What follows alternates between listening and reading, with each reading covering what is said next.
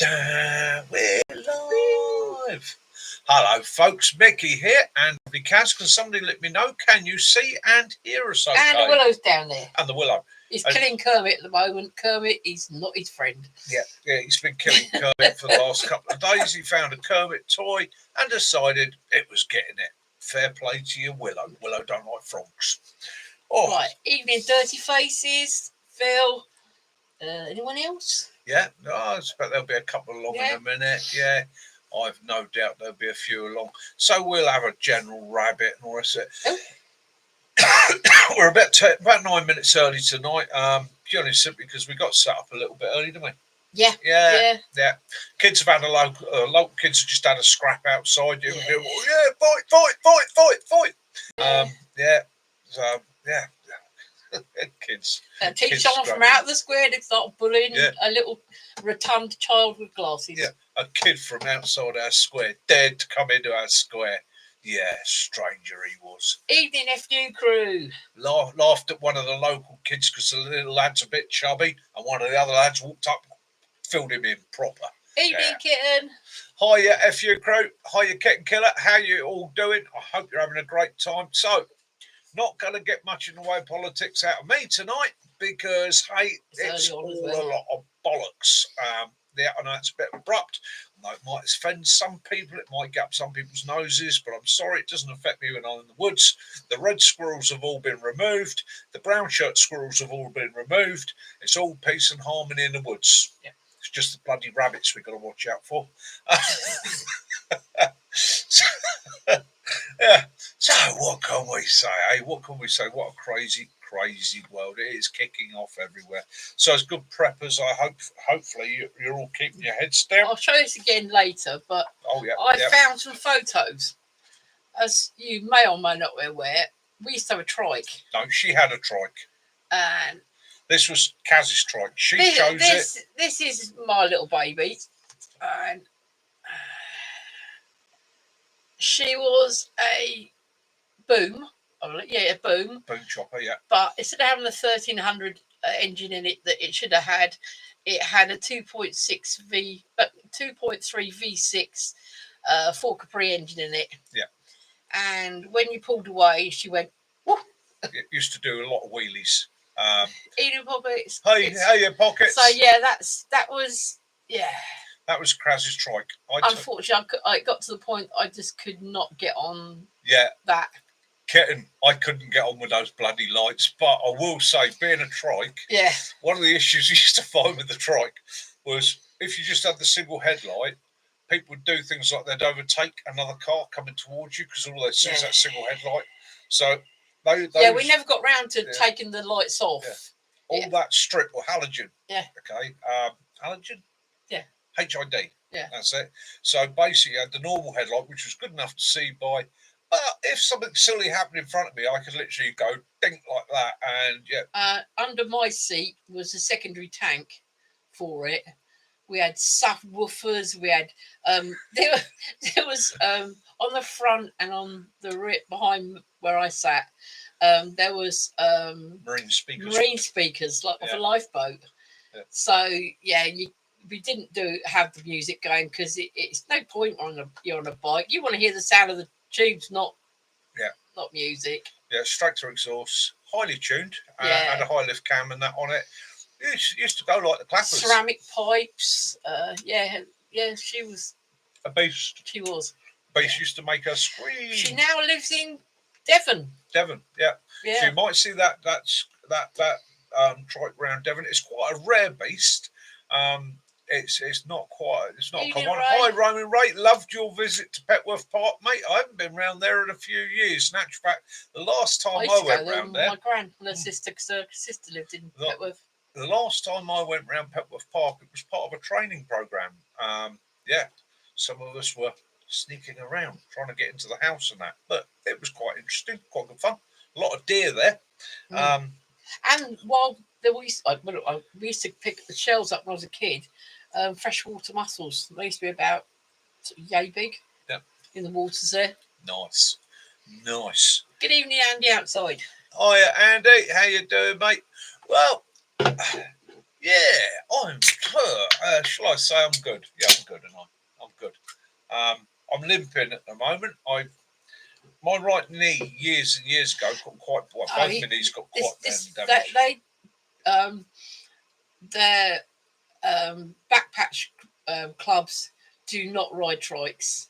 They only ride bikes. There's Pacific Club, but all the 1% clubs they don't ride. Yeah. Majority of 1% clubs don't have bans on trikes. However, yeah, the big clubs it is bike orientated. There are normally you'd be in a support club if you were a trike rider or something like that. Yeah. Although I have met life members in the past that are on a trike. When they get too old to ride their two wheels. Yeah. So yeah, there are. It floats around. Yeah, it was Black Hills. That's where we dropped it off to. Yeah, it did. So very little old man, very sweet. Getting back to my knee. Yeah, sorry. Yeah, so I've dislocated both my knees in my 20s, damaged them quite badly, and my right knee I've damaged several times since. And yeah, I've popped it out again this week. So I managed to knock my knee out of place, knock it over to the side, pop that back in. So I'm hobbling around with a knee brace on at the moment and my walking stick. So yeah, it's a little so bit both on sticks now. Yeah, Blue Angels. Yep. Yeah, big respect to Blue Angels. Yeah, definitely. Yeah, we like Blue Angels. Yeah. Yeah, Kitten, you understand it all, won't you? Always polite, friendly, and show respect. Yeah. So basically, what can I say about the world this week? What can I say about the world? We've got 15 of us in. Right, let's get me a rant out of the way. Let's get me rant out of the way first of all, and then we'll get on to some fun because I've got to get it off my chest because I'm sick of it. Everywhere we go, and I'm getting questions from people all the time about how I stand about it. So I'll be honest with you. We're not far from all the shop where Potters International is. Let me get this off my chest. Okie doke. Right. Firstly, let me say, I don't get political on my channel, and the main reason I don't get political is I don't want to get pulled into anybody's arguments. Everybody has their rights and their opinions. Right? And I respect everybody's right to have an opinion, even if it's different from my own. I accept that. As long as they don't stand in front of me and start shouting me down, telling me that I think wrong, if they respect me, I'll respect them. Okay, that's how the world works. Okie doke. So it's been a crazy week. It's kicking off all over the place, right? I've been trying to think about how to put this to people about how I see it all. And I've written a little piece out here, and it is, in my own words, it's a bit amateur, I know, but this is how I feel about the world at the moment, or the UK especially. All right. And I wrote this pretty much in the third person yesterday, so you have to bear with how it's written. What's the future hold? Well, I can't say. But the good days of the past seem to be over. What with the environmental and political challenges ahead, we all need to be better prepared, whether in mind, body or spirit. The tips and methods of our ancestors and the history of our past will help us to get by. Change is inevitable. Hopefully, it will be for the better. Okay, but somehow I doubt it. History tells us how those in power rise and fall, but the common man will always prevail. The politicians and the powerful throughout history never have had the needs of the ordinary man at heart. Because to get where they are, invariably they crawled over the common man, lied to the common man, or cheated the common man to get their position of power. Okay? And they only have their own and themselves in their mind and their heart. Just as the common man only has himself in his mind and his heart. Okay? But at least the common man only ever affects himself and his own. Only history will be able to punish the leaders of the world. I wonder, do they ever wonder or think about how they will be remembered many, many years, possibly centuries from now? But as a normal man, I'm not going to say much more other than I do believe that in the majority they are nothing more than liars and cheats, whether they be the left or the rights. I don't trust any of them, as again and again they have proved that they can't be trusted. They are only there to seek their own position of power. I have not seen a politician in any country, in any place in many years actually reach into his pocket and do something for other people without wanting the accreditation, the power, or the money that will come with it. Okay, the days of politicians doing things for the sake of it is the right thing to do went a long time ago. So again, I'll reiterate, I'm neither left nor on right. I'm honest. I am in this world for me and mine. That's my political position. Okay. If you want to come banging on my door, waving a stick, a baton, a shield, whatever, be prepared to go back down that garden path on your ass. Leave me alone, I'll leave you alone. That's my position on it, because I'm just an ordinary man. Okay? Anyhow, there we go. Got my rant out the way. Rant done. See that? My speech done. Don't vote for me as leader, because the only time I'm becoming leader of anywhere is when you all declare me emperor. Okay? That means no politicians. I will take full responsibility for everything on my own shoulders and deal with it like that. Anyhow, so that's out of the way. Other than that, so good evening, John. What's been happening for me this week? Well, yeah, it's been a month of it, really, isn't it? In actual fact, yeah, I'm better. Yeah, Kaz is feeling better. Right, get something else off my chest, and this has been hanging over me for about 6 months now, hasn't it? Okay, some people and friends of mine have noticed that I have been down for the last 6 months. Okay, I've been pretty miserable, angry, frustrated. My drive had gone a bit. Okay, so I had to have some tests done, and I had to wait for the results of the tests. Well, I've always been open and honest about my prostate problems and that. So let me read to you the results of the tests, and then it's out there, it's honest. Now, I'm not asking for sympathy. I'm not asking for hand-ups. I'm not asking for help. Okay, I'm just being honest. Okay, and then I'm going to suggest what I'm going to do, and I might ask for your encouragement and help over the next few months. But, okie doke, here we go. Dear Mr. Michael Mitchell, thank you for attending your appointment. The results are as follows. The CT scan of your lungs has shown a small spot called a nodule. This is a common result. Most of the time it is an area of scarring or inflammation on the lungs and is normally nothing to worry about. However, we wish to invite you back in 3 months for an appointment to check your lungs again to make sure that nothing is changing.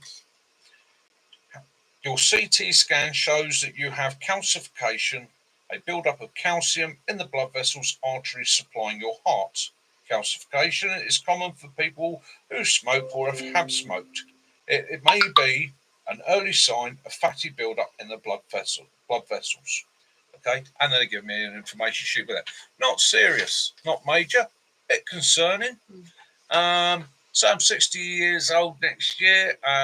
Spent a life of self-abuse, luxury, pleasure, smoking, too many cream cakes and cream tarts, ice cream, puds and things like that. I admit that. But on the whole, that ain't too bad. Things are getting monitored. So what I've got to do with you guys, a little bit of help, is just be a bit more self-aware, self-conscious, change my diet a little bit, not smoke. I'd love to turn around and say, the occasional cigar, but I'm looking at that now. I think I've got to pack it all up and just look after myself. And maybe think about my diet a little bit, maybe a little bit less processed food, maybe a little bit less cheese. I eat a lot of cheese. I didn't realise it until I sat down and thought about it. I eat a lot of cheese. So I've got to be good to myself and take care of myself. But that was been hanging over me for 6 months with all how slow the NHS is. Waiting for tests, waiting to go for scans and things like that. It's been a bit of a worry because the first time you go see the doctor, he listens to your chest and says, "Oh, I don't like the sound of that." It's a bit of a worry, especially as one of the things that pretty much responsible for my father and him was cancer of the lung. To those of you that I've been a bit ratty to, a bit short to, a bit abrupt to, maybe a bit moody on times, including Kaz and his sons, I'm very, very sorry. Okay, but feeling a bit more upbeat and a bit more happy about it now. So and my advice to any of you out there that may have an issue or a problem, or you're noticing something's a bit different in your body, your mood, your manner, go get it checked. Okay. My prostate's the size of a grapefruit. Okay, and that is my fault. That is 100% my fault. It's causing me all sorts of issues now where it's compressing my bladder, it's uncomfortable, quite painful sometimes. Yet I knew there was a problem 10 years ago. And if 10 years ago I'd taken the advice of a very wise man who turned around to me one day and said, you need to go get that checked out, as my doctor points out, they could have sorted it out there and then.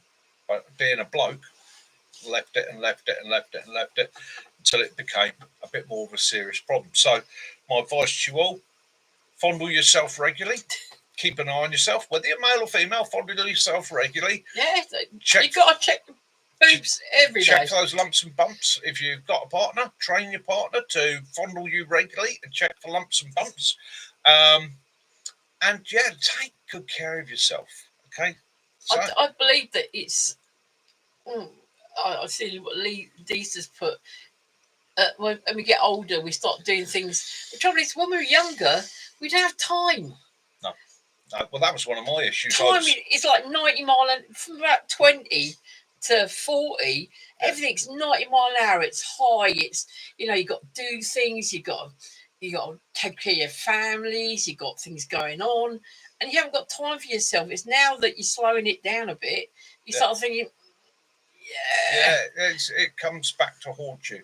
I've had a very fit and active life. I've always been a busy bunny, and that was one of my problems. I get so caught up in whatever I was involved in at the time that, my health went to the back foot, unless it was an ache or a pain, in which case it was usually eat as many ibuprofen as possible, strap the bugger up and don't tell anybody. Yeah, Andy, you did the same, didn't you?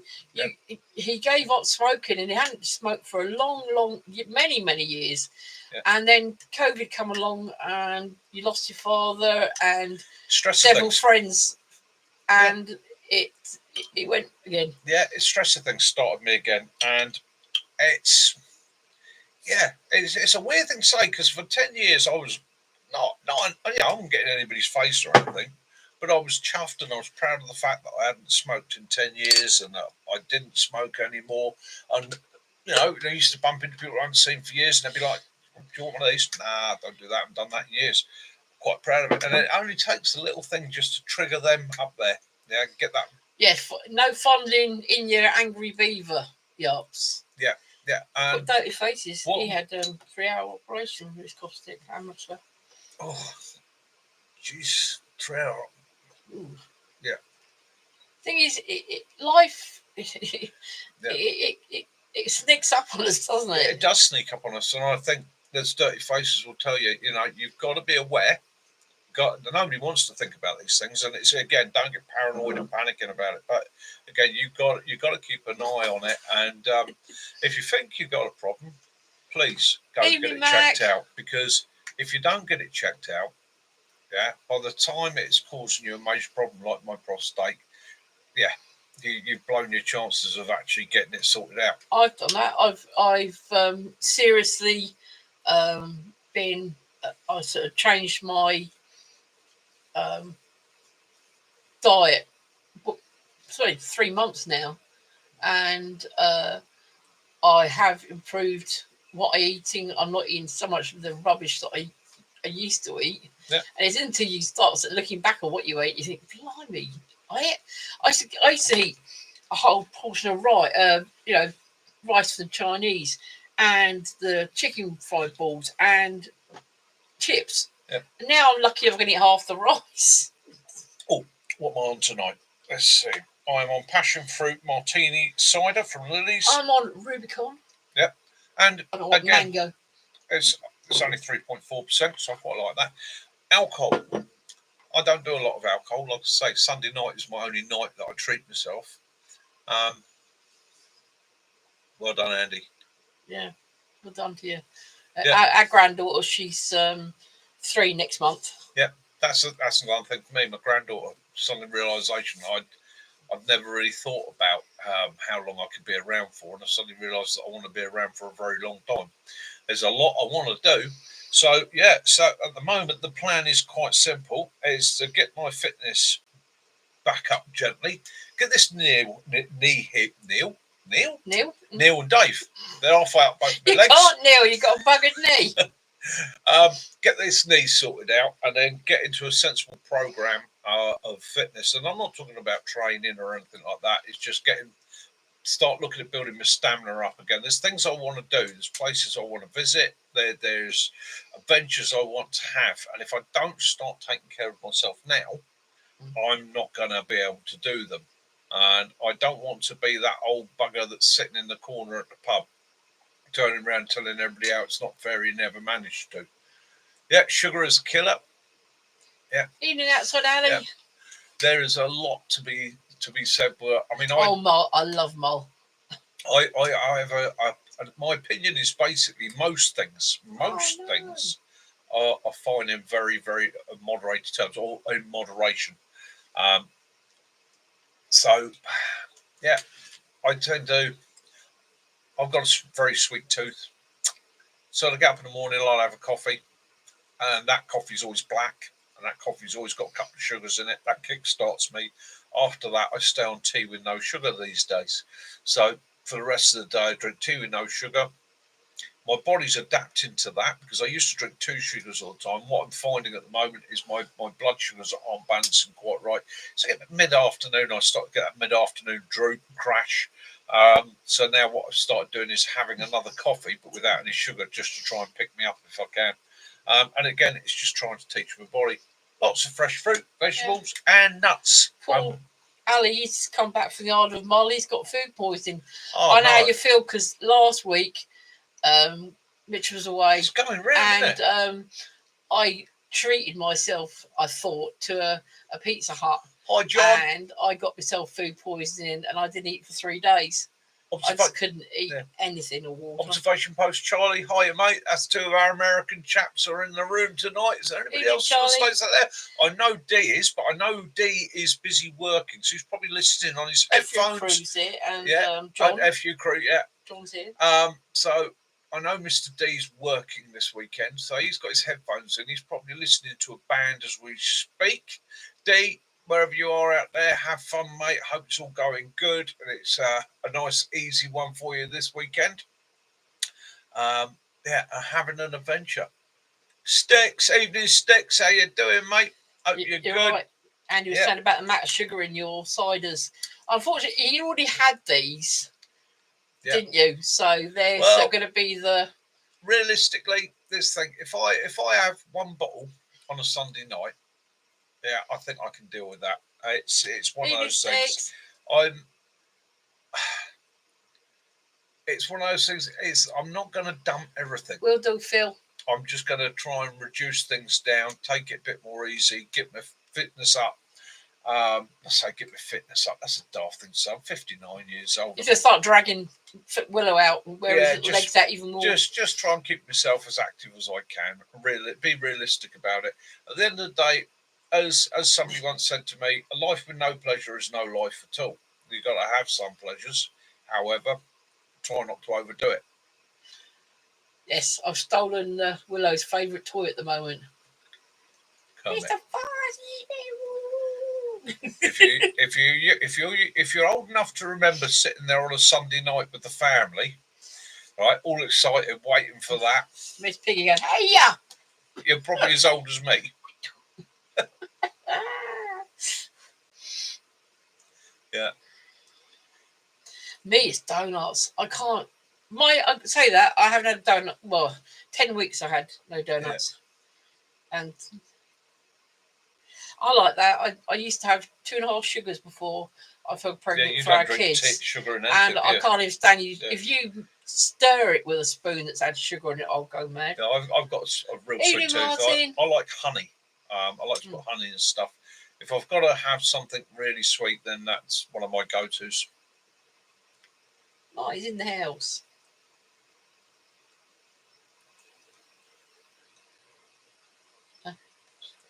Excellent, John. John's been exploring. Martin, hello, mate. How you doing? Hope you're good. John's been exploring. He's having a brainstorm today, messing with his top ridge line, added along the prosec loop with an extra length. with a second-hand knot. So I processed it with a jungle knot. Replaced the carabiner. Mate, brilliant. Brilliant. Carabiners are fantastic bits of kit, but they're bulky, aren't they?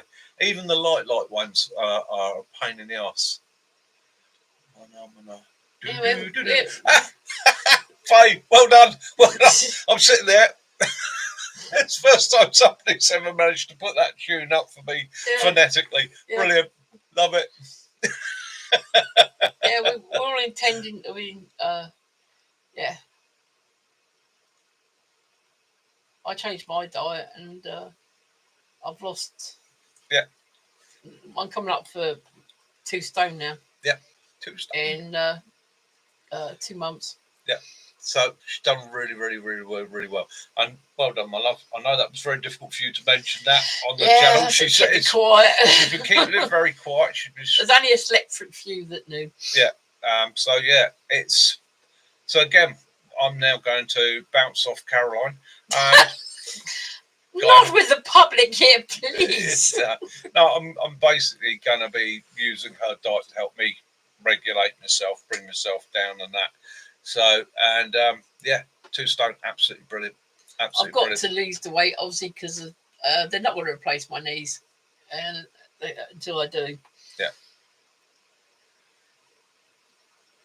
Hey, mate, don't worry about my issues. Look, for any of you that are new in, only just come in, okie doke. So, this is the last time I'm going to read it out because it's a pain in the arse me reading it. So basically, for the last 6 months, I've been a bit of a pain for a lot of family. Nobody knew what was going on. About 6 months ago, I went for a standard check with my doctor. The doctor had listened to my lungs and did a test. And basically, we listened to my lungs. He went, "I'm not happy with that." And I was like, "Right." He goes, "There's something there." And then I've had 6 months of going through various blood tests, waiting for MRIs and all the rest of it. And it's been a nightmare. And I've been, admittedly, crapping myself about it. That's one of the things that helped take my dad off. And I have been a long-term smoker. Been in environments like engine rooms on vessels that are full of asbestos and things like that. So I was like, "Oh, no, that's me then." And I was expecting a very, very bad outcome. Andy. Yeah, to apologise. I was expecting a bad outcome. However, so the results are in. Scan of your lungs has shown a small spot called a nodule.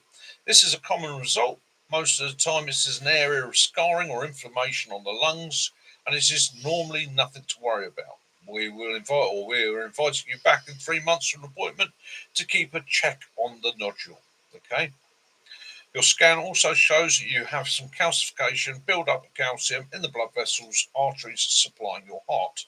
Calcification is common for people who smoke or have smoked, and is an early sign of fatty build-up in the and it is a sign of a fatty build-up in the blood vessels. I'm not even going to try to say the word atherosclerosis. See the attached sheet, and basically they're not writing me off. I think that's a good result. It's a lot better than what I was expecting, but basically I've got to change my habits a little bit. No more smoking at all. Be a bit more active. Much more active than I really am. I must say that I changed my diet. I'm feeling a lot better. I like you, Elusive. We used to do a lot of walking on moors, Exmoor and Bodmin, but with my disability, I just can't do it anymore. Yeah. I really just cannot do it. Even with a knee replacement, it's still not going to be a 100% cure. You know, I'm still going to be. Good one for me. I think it's the processed foods. I feel a lot better. I do. I feel lighter. Yeah, I used to be quite strict about things. I used to like a lot of lean meat. I used to like a lot of vegetables, fruits. I'm a maniac for nuts. I like fresh fish. So I don't. But over the last 5 years, really, isn't it? Where I wasn't trying to keep up with 20-year-olds anymore, I let myself go a bit. And to be honest with you, yeah, a quick and easy here and a quick and easy there, and all that just takes 20 minutes in that. And, you know, that's the way you do it, and some ready meals and stuff. So I'm going to get myself back into what I was doing before, more fresh fruit, vegetable. Some of my old favourites. Nothing like a bit of I had an avocado. omelette the other day. I really loved it. It was just an omelette with a little, Yeah. I don't know, 10 grams of cheese in it, and it was like, oh. Yeah, it's again getting on top of myself, isn't it? It's getting back into sort of. It's natural foods. Yeah. I'm not saying you got to go total hippie, you know, and sign up to this, that, and the other. What I'm saying is when I go to the supermarket, I noticed my taste of change. I used to eat like crisps, but I don't really like crisps now, and I found myself drawn now to more the lentil, the pea pod crisp, rather. Yeah. The potatoes are, and oranges. And cheese and onion. I can't stand cheese and onion anymore. The same with garlic. I just suddenly my taste buds have just gone, no, don't like that. Yeah. Yeah. But again, as preppers, you got to think about it. Anyhow. Yeah. Got to think about it. Anyhow. So yeah, that's enough of that. Anyhow. So I'm all good. The world's all good. Kaz is all good. In fact, Kaz is brilliant. Other things I've been thinking about whilst I'm sitting here with my leg in the air, like I don't care. I was thinking about bug out basics and wild kits. Okay. Somebody asked me about wild kits, and they said, you know, what is a wild kit? It's one of the things that I teach people on my courses. We do what we call prepared training. So it's building a kit, having a bag, knowing what you've got in your kit, knowing what you want to carry with you, the items and how to use them. And then we have what you call the wild kit, which is you suddenly find yourself somewhere and you're going to pretty much forage and adapt what you can find, what you can come across, what's around you to manage. And wild kit breaks down into 4 items, and they are generalised items. So you call it the stick, the knife, the pot, and the shelter. Okay, simple as that. Those 4 items. So the stick becomes something to prop your shelter up, to keep animals at bay, to protect yourself, acts as a third leg, helps you check the depths of things, move around. Okay, and also acts as a morale thing because you've got your stick, big stick, right? The knife can be the smallest knife in the world. It's just a sharp edge. It can be a piece of flint, piece of broken glass, piece of metal that's taken off of a tin can. If you're lucky, a pen knife, sheath knife, progressing through, but it's just an edge. And we always say an edge of an inch upwards. Okay, the pot can be again any form of pot. Okay, it can be anything from a scavenge bean tin. It could be a dog bowl. It could be a bucket. It could be anything that you can put fluid in for drinking, right? And anything that could then be also used for boiling water. Okay, because again, if you're in a bad situation, one of your priorities is getting fluids and also making sure that you have sterilised those fluids. No, I say sterilised, not purified. Okay, purification, different process. Or sterilisation, literally boiling the crap out. Excuse my language. Boiling the life out of it to make it better. Right? Strain it before you boil it. So you strain it through whatever you've got, whatever you can find, whatever you can adapt. Your t-shirt, your hat, your socks, not your underpants. Okay, you strain it through whatever you can find, and then you boil it. So that's the 3rd item, the pot. 4th item is your shelter. A shelter is anything that will keep the weather off, whether it be a plastic bag, whether it be a tarp, whether it be a curtain pulled out of a house and just spread up to keep the sunlight off you, whether it be your coat, your jackets, whatever you can find and salvage. So again, that's wild kit method. So that's the 4 items that you in a genuine wild survival situation that you're straight away your brain's got to go, I need those 4 items. Okay, so you notice on there's no mention of fire, right? And there's no reason there's no mention of fire. Fire is a skill. It's not an item. It's not something you're carrying. Fire creation is a skill. It's a learned process of different techniques and methods that hopefully, if you're in an environment, you'll be able to adapt to that environment and find a method that will work for you.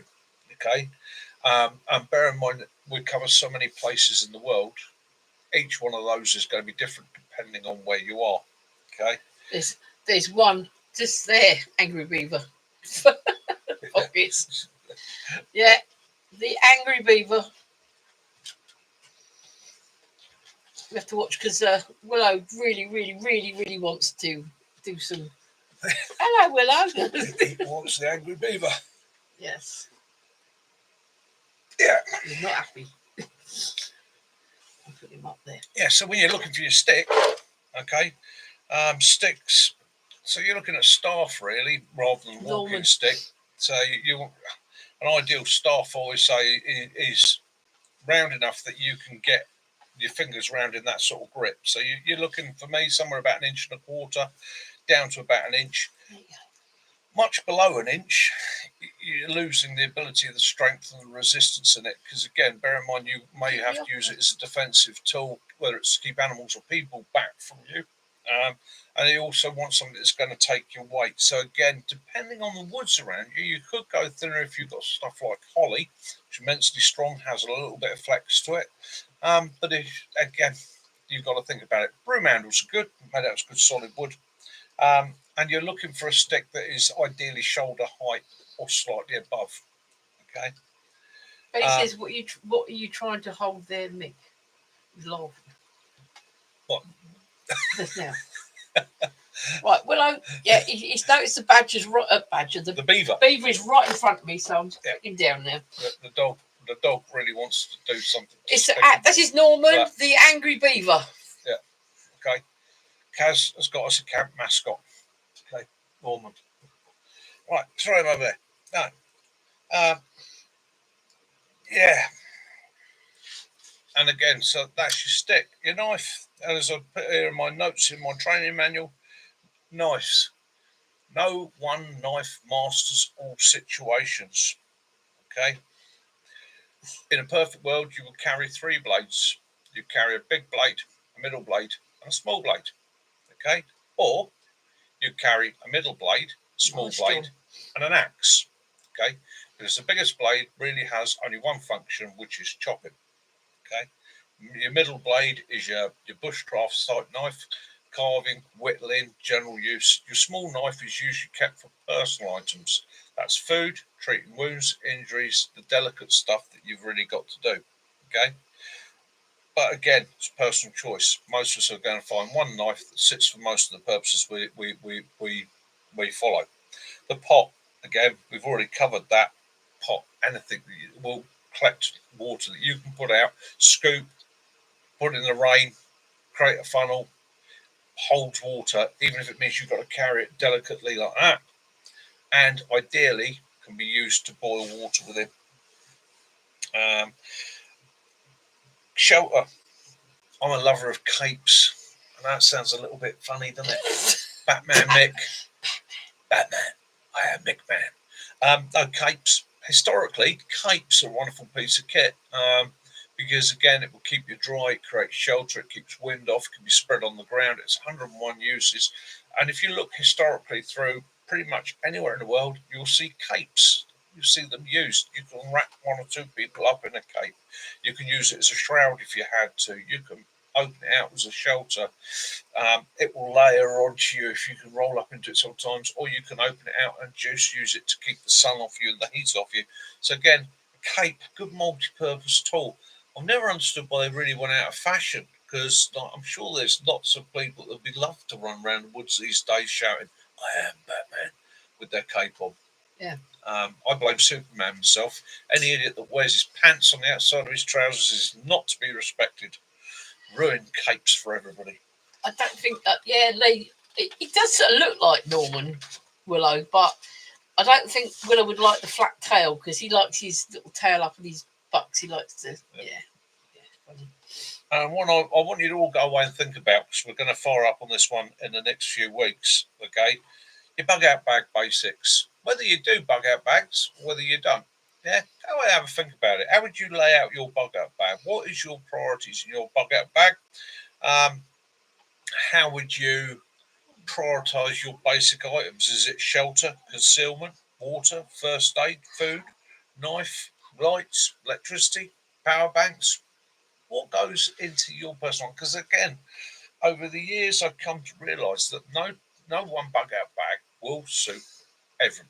There is no Everyone's such got thing. different needs, haven't they? Really, There's no such thing as the perfect bug out bag. They all vary for everybody so much. love it, kitten. So you've seen his avatar. I am Batman. Yeah, I'm Batman. Oh no, Batman is in Scotland. Hi, Yeah. I'm Batman. Hey.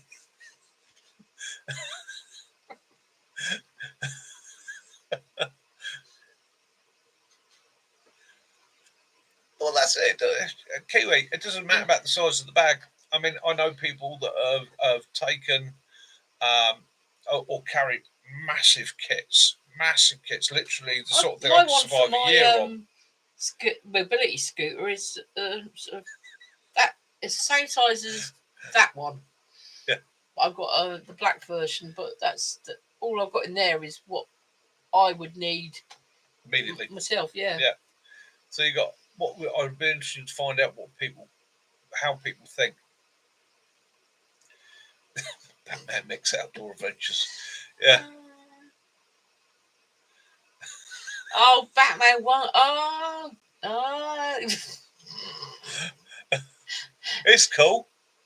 I once got you. You had you used to have a fox onesie, didn't you? Yeah. And at work, one of the girls, when I worked for the MOD, it was a hen do. Yep. Where he started off at work, and he come along in his fox onesie. You had to cut your feet out, didn't you? Put your boots on, Yeah. and he come in because he was a fox for all the hens. Oh, fox got loose in the hen house. Yeah. You know, it's everybody's, and again, It's a secret flipping onesie thing. The reason I hit on this is I'm not going to say who it was, but I watched the video again because I've had a couple of days of being laid up, and I watched the video, and pretty much the video started with this line, which always gets my goat a bit. This is the bug out bag you've got to have. Get it from my shop. Bum. Right? And then he went through it, and I actually was sitting there as he was taking items out. I was going, thrown away. Of no use to me whatsoever. I actually seen one like that, and the person said, "I haven't got a first aid kit because I'm careful." Yeah, I've heard that one before. Yeah, really? Yeah. You're careful, so you don't need them. No, it doesn't matter if you come across somebody else who may need your medical kit, but yeah. Oh, John, don't give the guys at One Night Survival ideas. Sticks, don't look at John's suggestion there. Stay away from John's suggestion. Same with you, Owen. Do not look at John's suggestion. Bloody good idea, though. Yeah. Select 5 items from your kit and then swap. You must have. Yeah. It's, you know. Yeah, it's yeah, must-haves. And do you know, the guy that made this particular video, don't get me wrong, I've got a bit of respect for him. He obviously knows a little bit about what he's talking about, but he's got a shop and he's out to sell his gear. And it wasn't even his kit that he put together. It was actually it was one of the big companies' survival kits. And we all know what I think of them because they are wonderful for commercial businesses. If you're running a tour business that is using light aircraft to fly people out into Alaska, those are the sort of kits you want because they're a general survival kit and your insurance company will be happy. Okay. However, a kit needs to be built to suit you. It needs to be built to suit your physicality. Can you physically carry it? Your tastes. Are there things in there that you're going to be able to eat, digest, or manage? Because we've all got different nutritional needs. Some people cannot eat certain things. Fuck out shit, I like that. It might be diabetic. It may be that they've got an ulcer. It may be that they've got an internal problem, and so on and so on and so on. You're going to need to add Vitamins and minerals, always a good idea to add to the kit. But again, if I give you the vitamins and minerals I take, it might well make you ill. So again, you need to adapt that to yourself. It needs to be tailored to the individual. And there is no right and wrong. I've had people show me their bug out kits a bit shamedly, you know, like, oh no, Mick, you're not going to be impressed with this, but this is because I like this.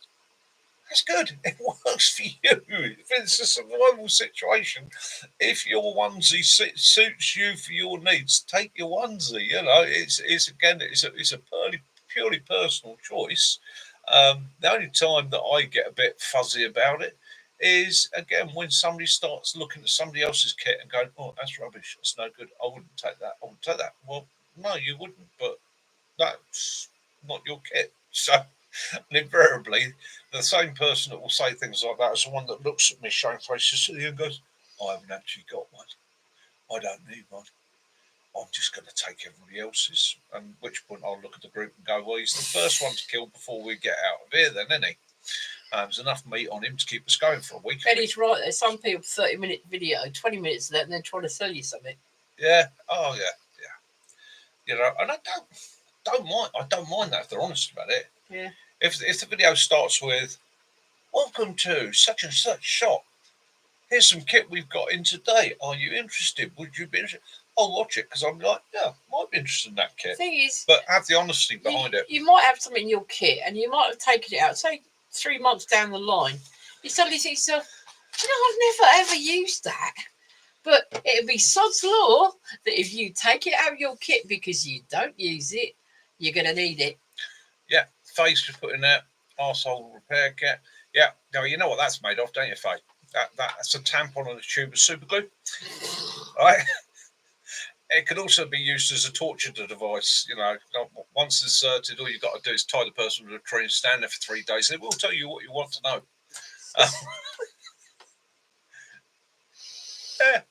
Yeah, keep it basic. What suits you? And there is no rights and wrongs to it. It's what suits you, what works for you. I've had a couple of people come to courses before now, and like day one, they're a bit disappointed. Oh, we thought you were going to give us like this holy grail answer. There is no holy grail answer. You're right, Andy. And some under misconception that it's got to be all shiny. Oh yeah. No, it hasn't got to be all shiny. You've got you know, a lot of the bits that he's collected over the years, they're old, they're used because they work. It's a bit stiff. My knee. Talk about. Right, so Cass. Right, so people. I've had a little bit of feedback over Temu items. Oh, Temu pants rubbish. Don't touch it. Don't touch it. Cheap Chinese. Cass spent £2. Okay. Now I make most of my own kitchenware. Some of the guys that come to the camp last time, yeah, I've seen some of the grills I make. I didn't realise how much was that? It was £2.99. £2.99. Okay, that £2.99 for that little folding grill. Okay. I didn't use it as a bloody step. I can tell you, as a blacksmith, okay, I can't make that for £2.99. And in actual fact, it is bloody well. And it's really heavy because I picked up the little cardboard box because I'd ordered lots of bits, some clothes bits for me. Yeah. And I was like, what the hell's in that box? It's well welded, well put together. The folks weight to next to nothing. It's £2.99. That's a nice little grill. Not everybody's cup of tea. I know that. But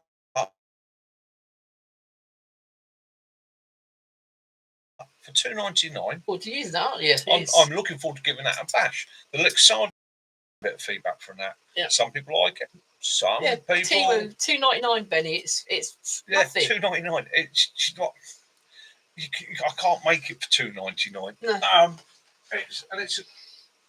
I'm looking forward to giving it a bash because that's what he said. Toast. Yeah. Didn't you? Look, I'm gonna try it on toasted. You can have a crumpet or a muffin. That was my first thought. Was toast. So again, it's again, but you can also go on and find some tack, you know. And I like that damn fire thing. Spirit stone. Oh my goodness. So again, I've ordered some more. Kaz has ordered for me some more Lixada products because out of the 5 items that I've got from Luxardo over the years, for their money, been bloody good. And what I've seen that Luxardo do, and if I'm wrong, I apologise, Luxardo. They are a Chinese company, and they are a manufacturing company. River Man, so glad to see you back. I think what they're doing is they are manufacturing for British, American, European companies to a standard, and then also producing same said items under their own brand. Okay, but all their gear that I've bought so far, I've actually been impressed with. It's been for the money. It's been good, and quite often That's nice. you'll find that you'll get one item, Luxardo, 20 quid. If you look around, you'll find exactly the same item, and I mean exactly the same item, branded Bear Grylls Wonder or some big name, okay, 60, 70 quid. That's it. We actually found that the last Luxardo stove you had, that was £27, wasn't it? Yeah. I've ordered from Temu. They are them because they're coming from Luxardo itself. The two stoves and a burner as well.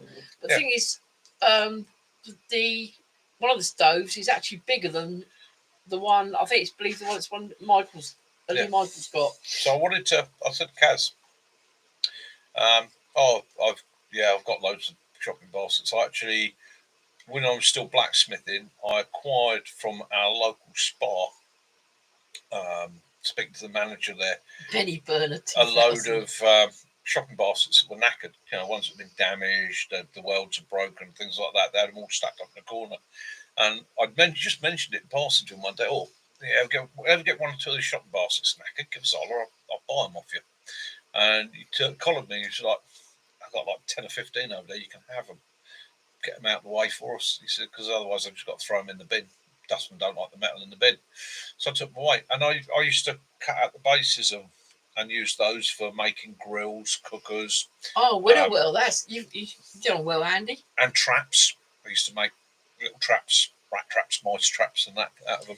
Yeah, Andy was saying he's just been given a Winterwell Nomad tent oven. Oh, you lucky bugger! Yeah, you have got a hot tent. Yeah, and you've been waiting for the weather to. I've actually got 2 hot tents. Yeah, and you got the hot tent stove as well. Yeah, I've got a couple of hot tent stoves. So it's waiting for the weather, waiting for the right conditions to go out and do it, Andy. Winterwell, good. Mine's brand. Not at Winterwell level, so I'm not worthy. It's not bad one, but it's not. Winterwell. I think some of the other brands out there, Molly and that. Benny is making a stove, and he's been inspired by you. It's going to be revealed next weekend. The Benny Burner 2000. Yeah. Be careful how you say that, because I initially, with my dyslexia, read that as the Bunny Burner 2000. And I sort of got the mental flash of flamethrower, rabbit warren.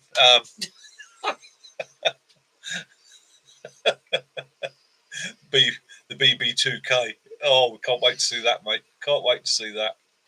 Stick's still with us tonight. It was, yeah. Yeah, there's Sticks. How you doing, mate? He's probably in his hammock in the garden. He probably is luxuriating it up. Yeah, swinging in the breeze. Yeah.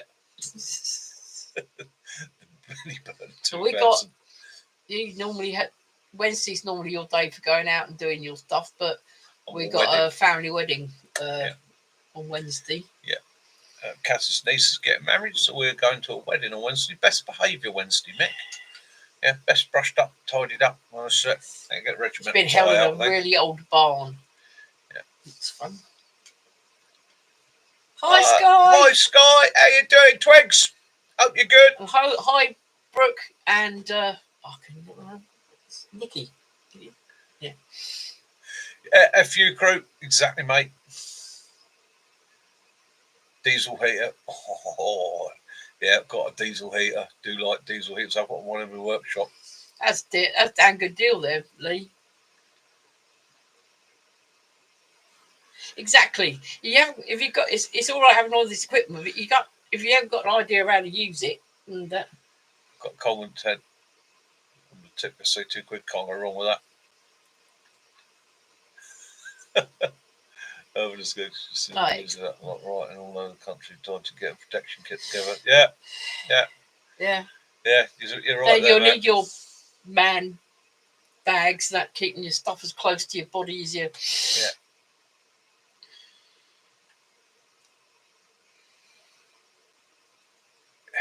But you see that in the one, it makes me laugh when you get some that don't even look at the paperwork that comes with them and just go, no, I know how to do that. Oh, and then they go, I've got 4 screws and I don't know where to put them. Okay. Right, so you run a course for people. You get like anything. I think the biggest I ever is probably up 20 people.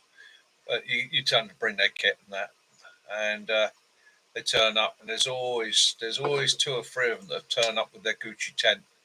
They got never a mark ever been on out the bag, not No. a mark on it.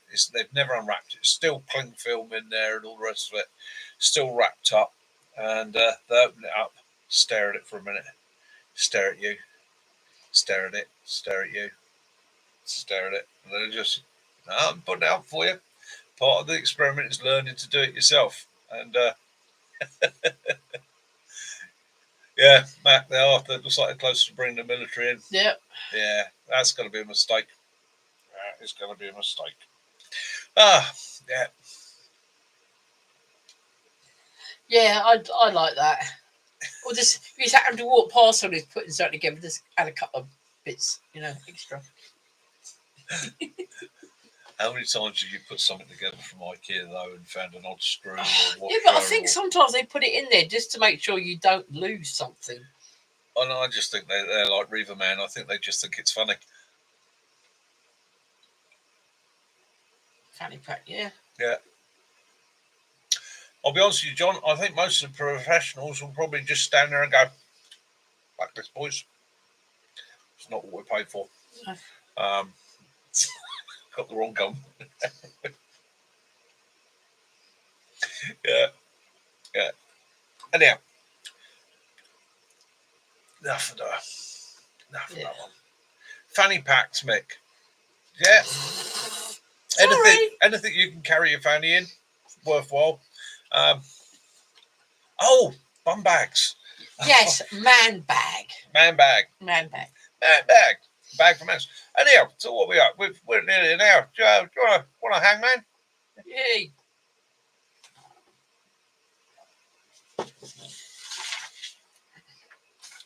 Does anybody fancy a game of hangman, or we got to give it a miss this week? It's up to you guys.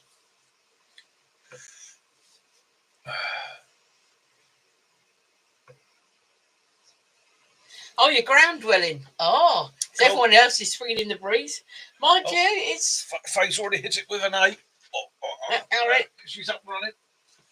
That hold the plate back. Right, hangman it is. Hangman it is. Right. First word. First one's 2 words. Okay, it's a tool that you will probably carry with you.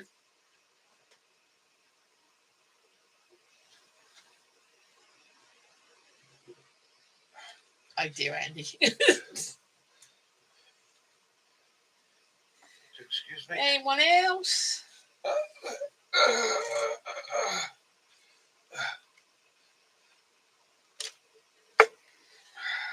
You love us. Oh, that's so cute.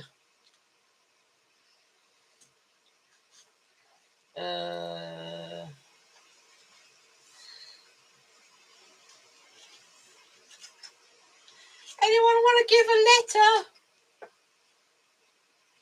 I'll sort out pride in a minute. We've got an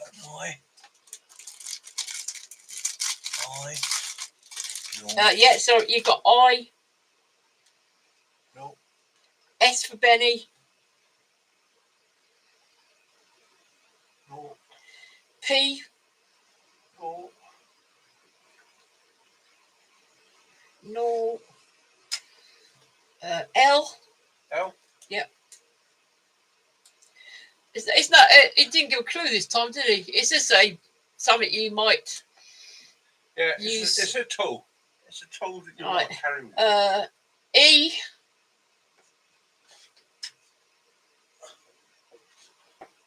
A U. A T.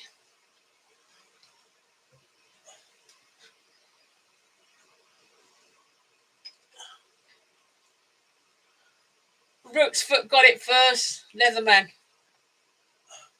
Yeah, it's a Leatherman.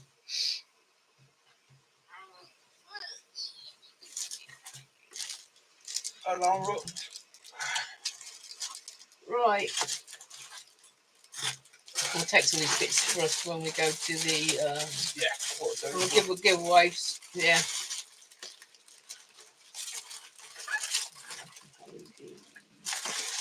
Right, Rooksfoot.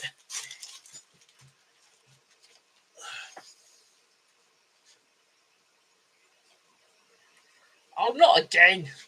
Sorry, Kitten, but you did, didn't you?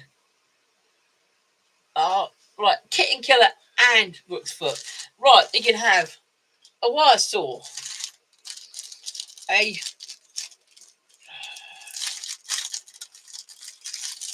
medical bag, keyring, a face mask. Oh, last one is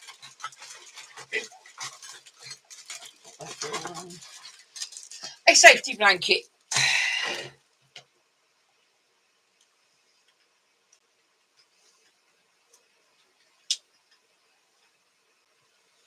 That's Kitten.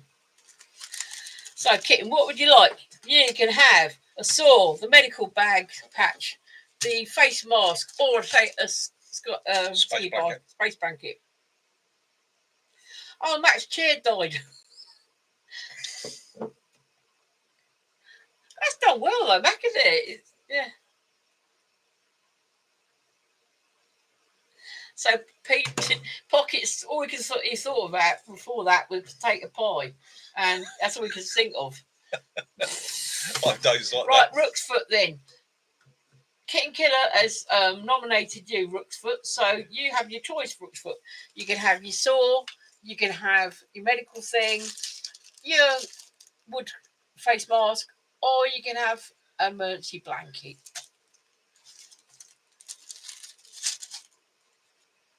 Medical bag tag. Right, that was heading to you. Okie dokie. Right, the next one is a nice, easy one. Somebody's going to get this really quickly. Flaming out. It's be a nice thing to have in your camp. This is the way to put this. A nice thing to have in your camp. 2 letters. First letters or first word's 4 letters. Second is 3.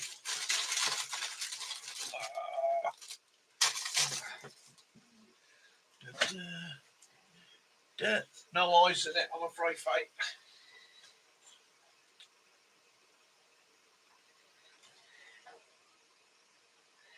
No. Kiwi, what's that? A. An A. No A's in it. Oh, they're going for the vowels. Good move. Yeah. An R. An R. Yeah. No R's in it. An E. No E's in it. A T. A T. Yep. Nope. I'm watching it this time.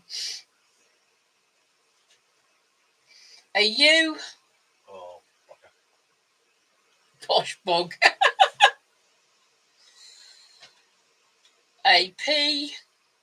A P. Yeah. Nope.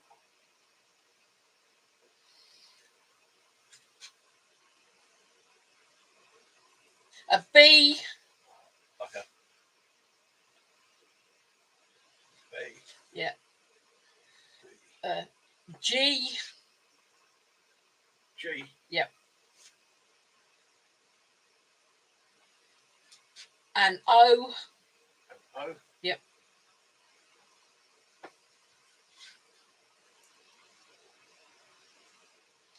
A W.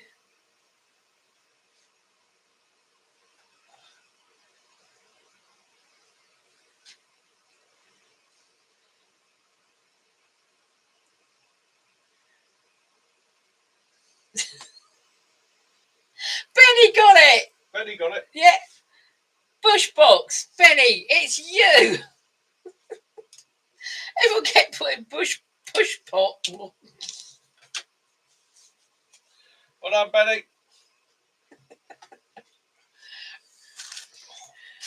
Excuse me, Willow. I need to sit down.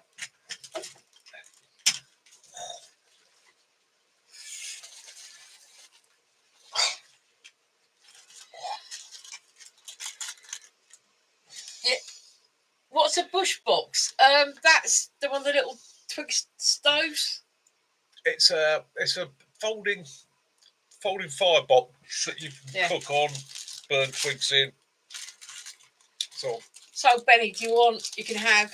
I think you got wire saw, the emergency blanket, you got a face mask again. I'll find something else for you. Oh, how about that? Okay. How about Benny? Oh, one of the new ones. Yeah, about the new spoons. Benny. Look, that spoon, Benny. It's got like a screw thing. It's got a knife. It's got a bottle opener. It's got. Do you want one of them?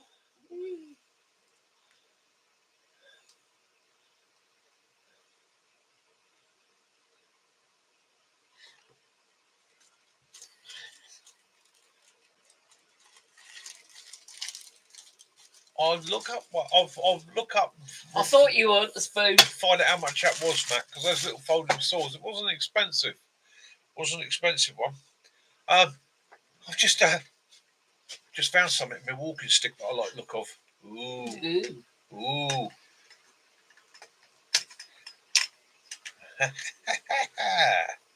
Oh, Mickey may be making a survival stick. Might have to adapt my walking stick. I looked at things that would probably fit in her bag as well, Benny. So that's it. Have you seen anyone seen these the pens on Temu? Look.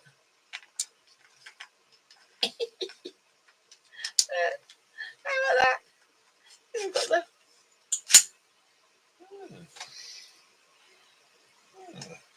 I'll have to have a play with my walking stick. I thought of that. Walking stick survival kit.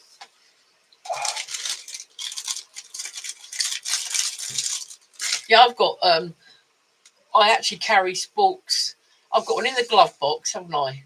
In the car, because the amount of times you go out and you suddenly want something to eat. Yeah. You haven't got a spoon. You think, so. Yeah. Oh yes, and here we have the new military style lip gloss.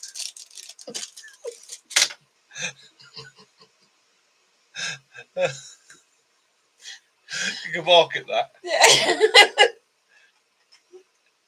That's something else. I've been in Poundland. Where do they put the batteries? Yeah. The end's a bit sharp, love. Yeah, it's a little bit. Yeah, it's just a. Oh, somebody's a bit optimistic. Some of you know what I'm on Yeah, about. I did see the comment from Sky. I was saying it'd probably fit in her little bag. Some of you will chuckle. Chuckle at this. According to this on the bottom, the case is stamped Barrett 50. Yeah, it is. I don't think so. It's a bit weird, isn't it, for a 50? It's a bit small. Possibly 762. Possibly 30R6. But nah, definitely not a 50. Freedom seats. That's obviously the low fat version. I was thinking exactly the same thing about my walking stick there, Mr. John. Yeah. Slam fires. It's cold, warm it up.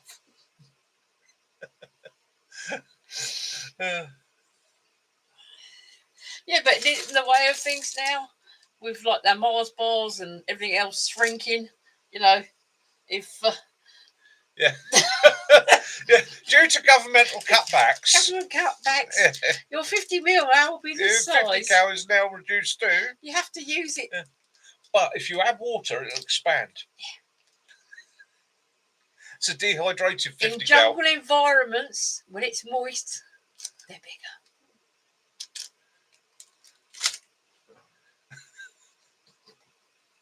bigger. Everything does get smaller as we get Wagon older. wheels. Yeah, it's been an amazing thing when you're a kid, and then you think, look at them now. Geez, Yeah, but you couldn't they're use big as a rich tea. Do you remember the line from the advert? It's bigger than the both of us. Yes. Yeah. No, wagon wheel's not bigger than the both of you now.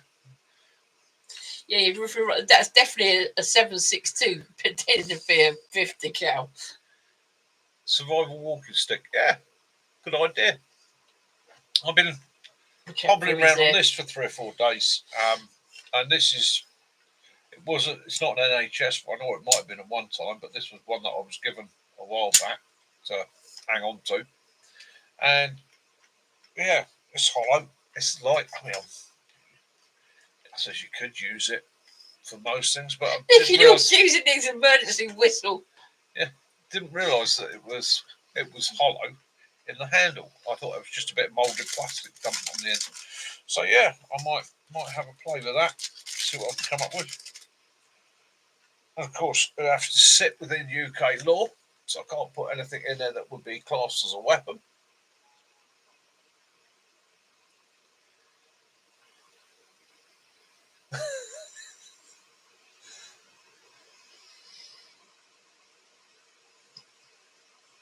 I love that Mac put on that clip the other day on the Facebook with the paratrooper fighting off the sniper with house bricks. Yeah.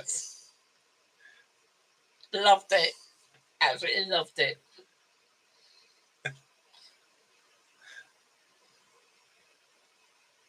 She's so funny tonight. Kiwi, you're getting a bit of grief, mate. You stick it to him, Faye. Stick it to him. Go get out the correction stick.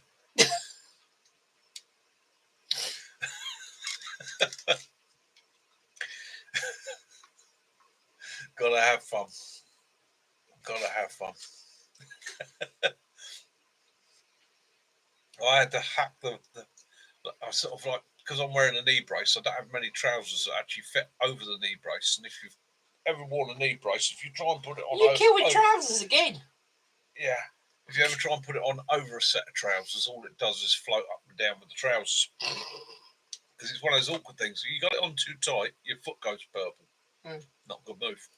If you got it on too loose, it's not supporting your knee and it floats up and down. Not helping. So you've really got to put it over bare flesh. So correction stick gets smaller as we get older. So pair of me combats had to get amputated.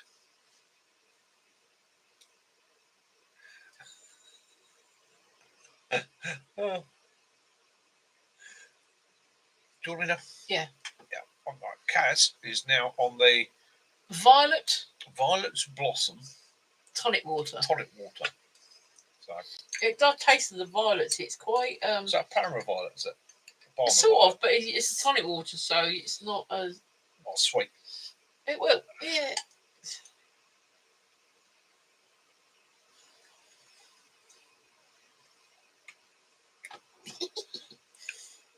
Cool. That nice taste, but got a bit of a to it. That'd be nice for a drop of gin. Oh, yeah, after me and the gin the other day, and that's not happening again. Third of a bottle. You want a little bottle either, was it? We're up to the wee small hours of that one, weren't we? Yeah. I didn't know Caroline's still saying like that, to be honest with you. I was going to have to carry her upstairs. Or leave me on the sofa with a quilt of shame. Oh, yeah. The quilt of shame. How many of you have done that one? Woken up in the morning on the floor, a blanket of shame thrown over you. No, he had arranged it because what you can't see in front of us, there's a little cupboard there, and what he does is he puts the words up there. And it was a bit of a... So he'd already put it up there. So it was a bit of a ram this week because I was, again, it was something I've forgotten all about until I cut upstairs about 10 minutes before we went live, and I was like, look down, there's my Leatherman on the side. Leatherman, that'll do. What else? Oh, bush box. He said you drew a pot hanger. A pot hanger? Yeah, pretty much. I'm helping you with design work, Benny. Yes, yeah. yes. So you thought you might want to... There we go. For anyone who wants to steal a design? No, don't let them see the design. It's top secret. Hi, Trini. Top secret. Here we have the latest development in pot hangers. Yeah, see. Or, see, if the beaver was on your side, he could tell you. He could do little hand signals and tell you what was on the bit of paper. We have fire. Yeah. If it's being operated by young Mr. Benny'sworth. The fire. We have fire. What is he saying, Benny? If you know. were having a flame, it'll be, yeah. I'll tell you. How many thingy sticks is that? The Benny's first video with the bush box. I'm glad I wasn't there because I'd have probably run away in fear. Lee said Angry Beaver Pot Hanging Club. This camp is just going to be, it's just going to... Angry Beaver's camp. Motto's going to be long in the tooth, fat in the tail.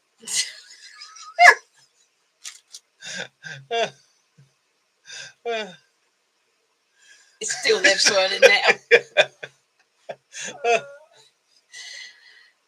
No, leave him alone. It's the flames are that bad that if you want to cook anything, you have to javelin it across.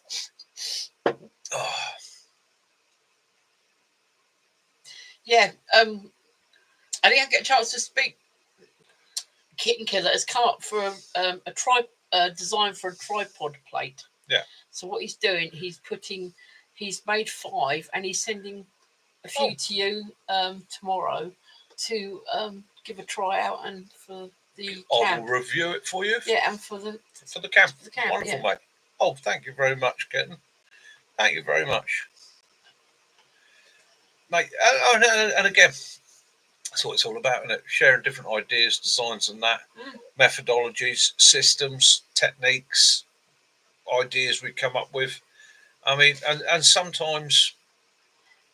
It's almost like, you have a problem thing and you just sort of throw things at one another. It's that collaboration. Helping one another out, isn't it? I mean, it's like, I've still got sticks, I've still got half a jar, but I've been using it. My wooden attachments. Yep. Oh, excuse me, heartburn. My wooden attachments have all had a treating this week. Yeah, Mick's gonna do a little film on it. Yeah, do a film on it. For those who didn't see it earlier, we used to have a trike. Well, I had a trike. Yeah, Kaz had a trike. That is my trike. And yes, it's got a lot of lights on it. It had that when we got it. And that is it. Nobody said anything about my headrest. No. I used to sit on the back of an old boy. He had one. His name was Spider. He had a Ruaco, didn't he? Yeah.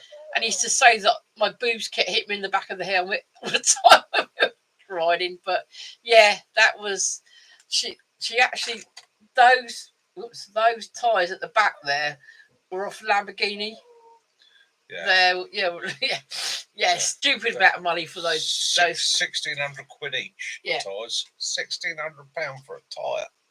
And then when I did finally manage to find the tyres, tried to get hold of a tyre fitter that would fit them, and pretty much every tyre fitter we approached refused, because they said if they damaged the tyre, it wasn't worth them fitting it, because if they damaged it, what it would cost them to replace the tyre was too big a loss. He doesn't ride now, and we sold the last bike at the moment, but not saying he won't get another one. Oh yeah, He once rode down on a small bike all the way from Surrey to Cornwall to deliver our wedding invitations 37 years ago now. Honda 200, wasn't it? Yeah.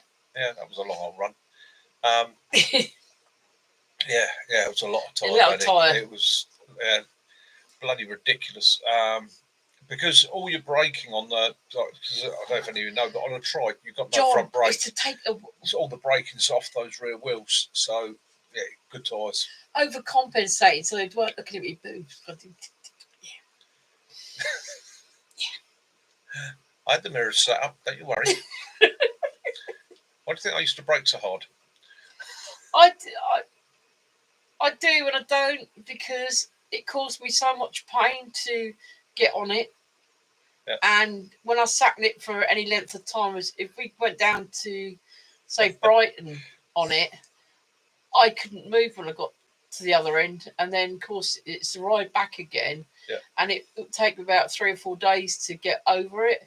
Yeah, I loved it. I really did love it. I mean, I loved it. People taking photographs of it, and it was a nice bit. It was a bit of freedom, but we've done it. We've had it, and yeah. I sold my Enfield. Like, we have to dig up the photo. Try and dig up photographs that you got this week. I sold my Enfield year before last. I had Enfield 500 Bullet.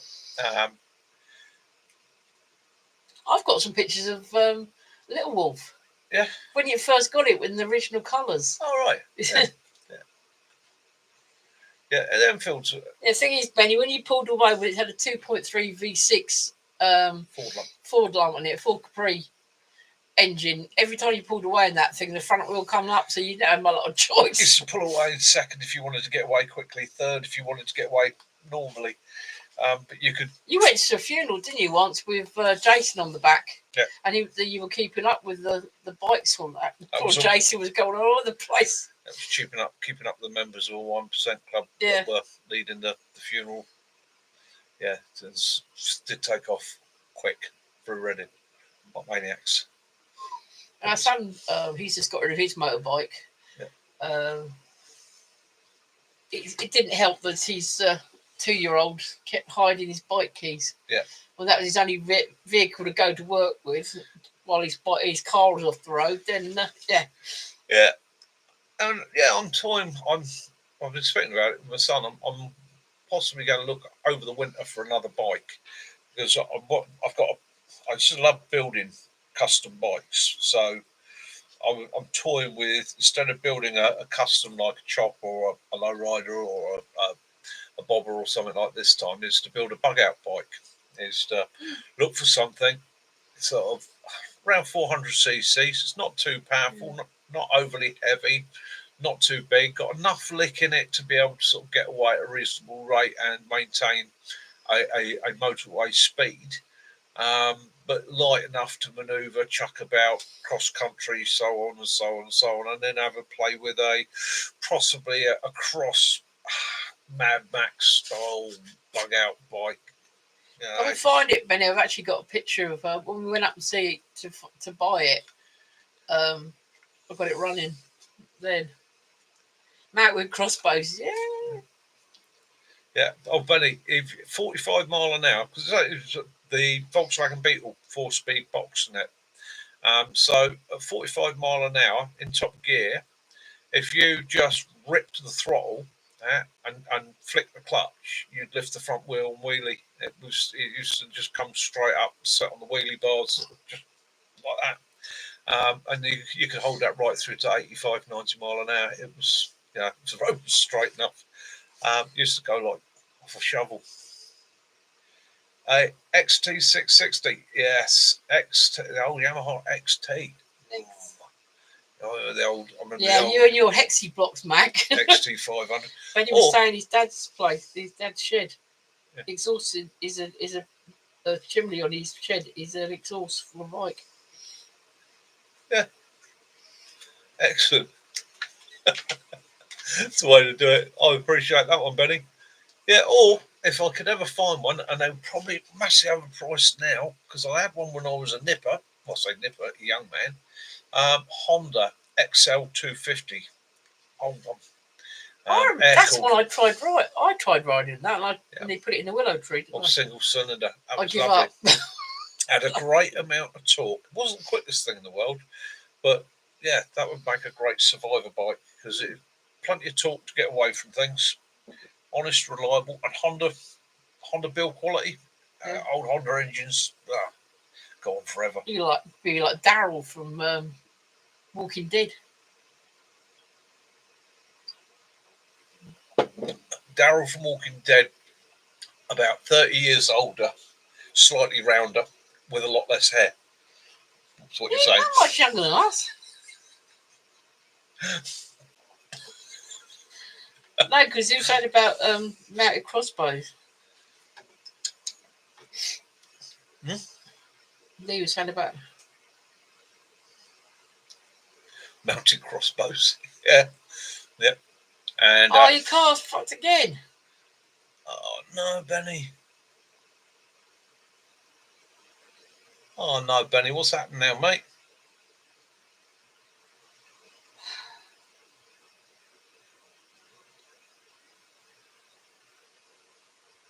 Yeah, Kiwi said his haircut. He said it had it done like the bloke from Walking thingy Waking Bag. Yeah. Yeah. Excellent, excellent. Yeah, I've got to get mine trimmed. I'm starting to look like a bloody hippie again. Isn't it? Bloody hell. Thanks a lot, He was just saying when his hair used to grow, he goes, I look like a koala. Yeah. What's this bloody tuft I've got here? I don't know. Just I've got the most unruly hair in the world. I will do.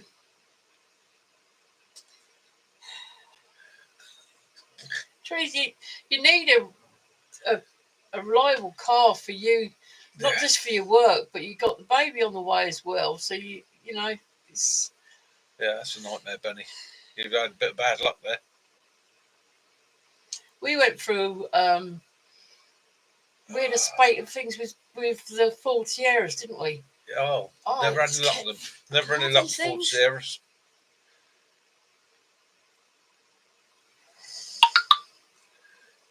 Yeah, get shot at that. Yeah. Was that the Citroen, Benny?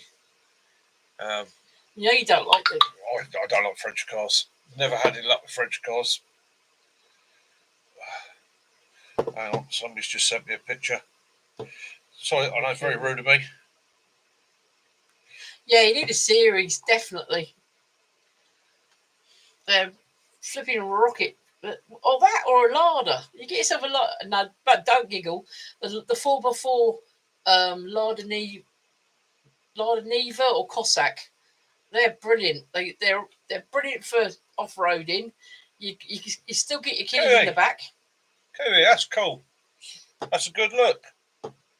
One day, if you keep practicing hard enough, you'll be as good looking as me.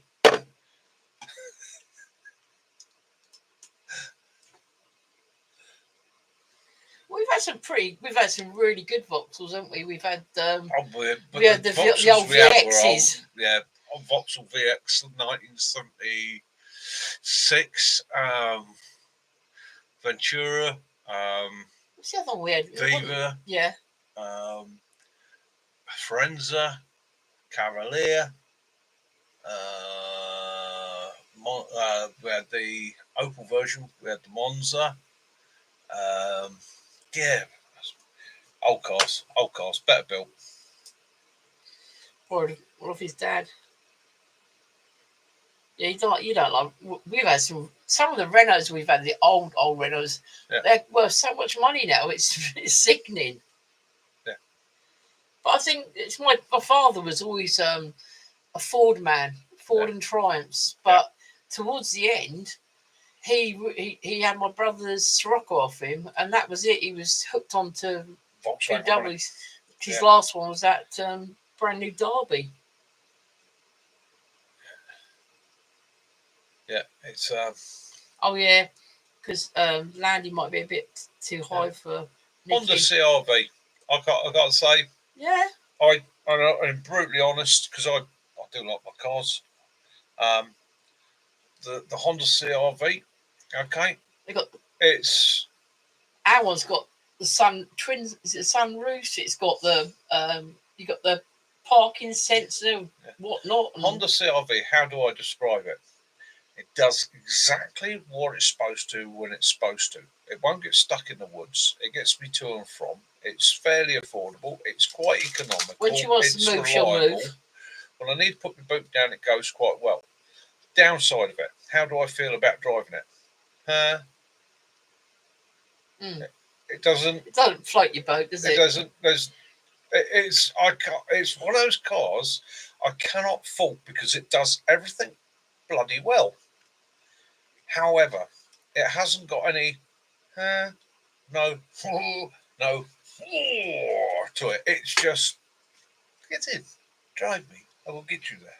I did like we had the Discovery 3. Yeah, I did like that. Yeah. The Rover P6, I adored that, but you can't afford a 3.5 litre V8 now. It's it's good. I would recommend anybody looking for a good Freelanders. We've had Freelanders. We had the last one was TD4. Yeah, TD4. That got it back and it went bang, didn't it? It was, yeah. I mean, I love Land Rovers. Don't get me wrong. I love Land Rovers. I really love Land Rovers. But Land Rover don't build cars these days to last. I mean, I like the Skoda Yetis. Yeah, Skoda Yeti. Yeah, it's quite. Or the Isuzus. I like Isuzus. Yeah. That's some good Isuzu troopers. We had Isuzu Bighorn, haven't we? Yeah. That was great. Yeah, that suited me. That was brilliant. I haven't actually passed my driving test, but I do like a big car, especially a big auto. Yeah, Japanese 4x4s. Yeah, normally pretty good. I mean, I can't say too much, but I've survived some shit in a Toyota, which has led me to think maybe in the future, if I did start my own training school and I was having to drive up and down the country and run courses for people, then that would probably be the choice of vehicle that I would buy to do that. Would probably be a Toyota Hilux because I could get everything I needed in the back. It'd have to be a double cab, and I'd probably stick a roof tent on the back, but on a frame so it's raised so I can get gear in underneath it. Got a couple of mates that have done that. Yeah, Jimny's are good as well. We've had the SJs, we've had most things, but when it got to the point, we had a 110, didn't it? Yeah. I fell out of it, and then we got the Discovery 3 because the air suspension lowers up and down, so I could get in and out of it better. Unfortunately, that was quite hard. Even the CRV at the moment, I tip my knee keeps going out every time I get out of it.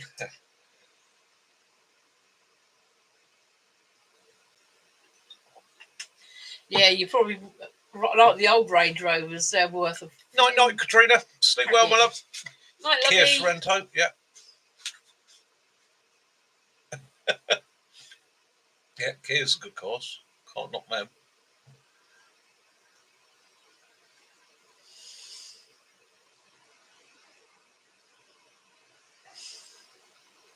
Yeah, the auto if I diesels... could have what I wanted, I'd like a Volvo Amazon.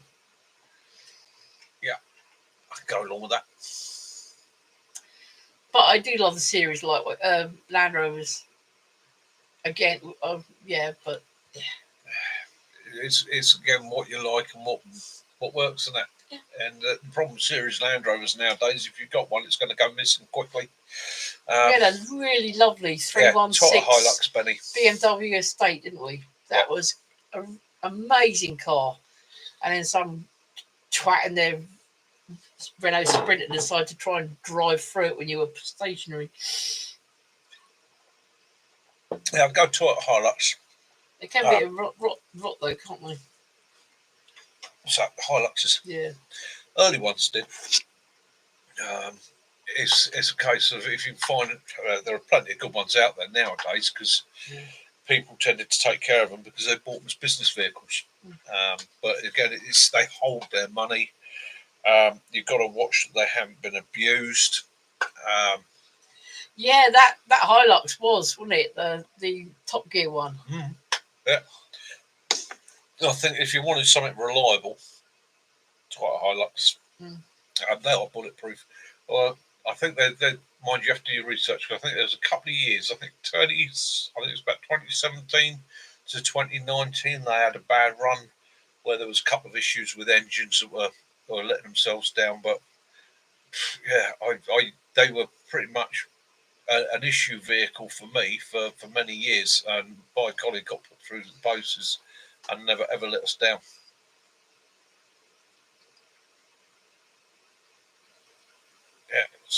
Yeah, that's Skoda Yetis. I hear so much good about them. The 4-wheel drive guys that I used them before, so they run 4x4 courses for people. And they teach all sorts of companies, organisations, and authorities that people get sent to them, and they teach their guys how to drive off road. And the guys that run the centre are very, very much. They're all Land Rover fanatics anyhow. A lot of them used to work for Land Rover, doing events and competitions and that worldwide. So they've got that good quality background. But again, when I'm talking to them, Skoda Yeti's brilliant. Tim really likes them, doesn't he? Thinks they're quite awesome little car. Skoda Yeti. What else was there that threw me that he said was absolutely brilliant? But he's just saying that you like some battered or bruised. It's the same as Land Rover. You've only got a few knocks and bruises and dents on it, and it's got a little dribble here and there and everywhere. It's not a Land Rover. It's our son's got our son that lives out in Czech Republic. Yeah. He's got they got a Skoda Felicia, is it? Yeah. Because they had a Skoda when they're here, but that's brilliant for them. They're going to be driving that one back over to the UK.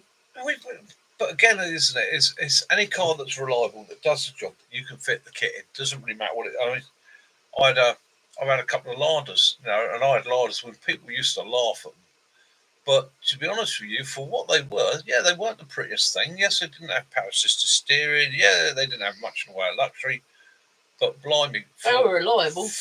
Bloody reliable. Yeah, for years I got on. And the 4-wheel drive versions I had, the Nevas, well, I pretty much challenge anything to keep up with one of those off road. They were their power to weight ratio and their 4-wheel drive capability was absolutely awesome.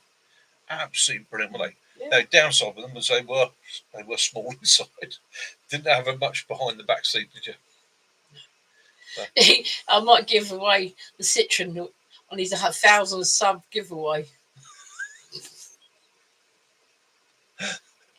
It was. They were bloody good car. It was honest, reliable. There's nothing spectacular about it, but it didn't. It's easy fix for years. Wasn't it? For years, to and from work, never an ounce of trouble. You see, guys used to laugh at me, and I'd turn up in the worst weather, just drive the thing in, shut it down. Never serviced it, never looked after it, never had to do anything major mechanics. It was literally this thing would just go out, start it up, drive it to work, go shopping, go on holiday, come back. It just kept going and going and going. And it was one of those vehicles that I had, when I first got it, I had no love for it. The longer I had it, the more I sort of come to appreciate it. Because in the middle of winter, when everybody else is going, oh, motor won't start, this is travelling, and that's one of the best heaters I've ever come across. It was literally, fire this thing up, give it 10 minutes, and that was it, warm as toast. That's the thing is, some of them they are bulletproof, and love them or hate them, they just keep on going. And if haven't got an excuse to get rid of it, then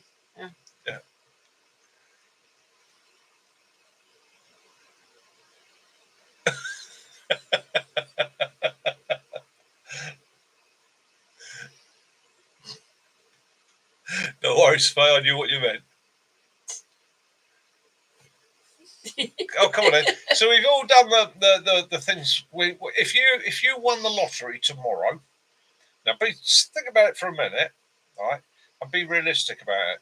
I don't want to hear somebody shout Bentley, but if you won the lottery tomorrow with your sensible head on, out of all the cars you could have, new or that you've had in the past, what would you go out, find and buy for yourself? What would you have? What would you have? You can have one. This is Skyline GTR, yeah, got it. The old Selekas. Yeah, old lad, and he was there 30 grand. I know, yeah, crazy money. It's stupid. My friend's What got would a you Skyline. have? What would you fancy?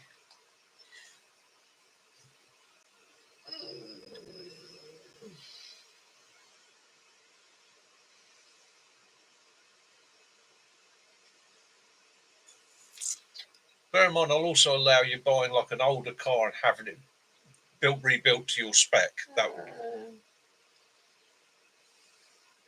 Dolomite Sprint, yeah. Dolomite Sprint, yeah. Sorrento, Capri. Yeah. I'll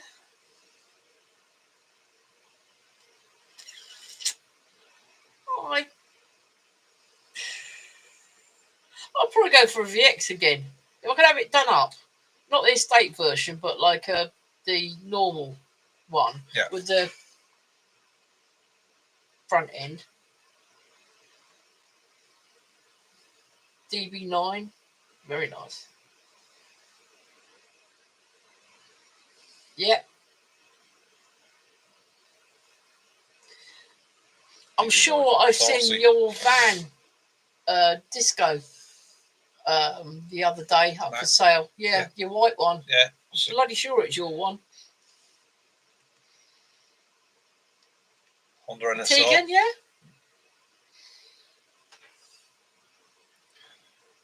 Seriously, that says what I buy VW Tiguan. Yep, yeah. Yeah, go with that. Mate, my choice. I'd have a Toyota Amazon or Land Cruiser. The Amazon spec, South African model. That's what I'd have. Yeah, that'd do me. You go for that, Benny.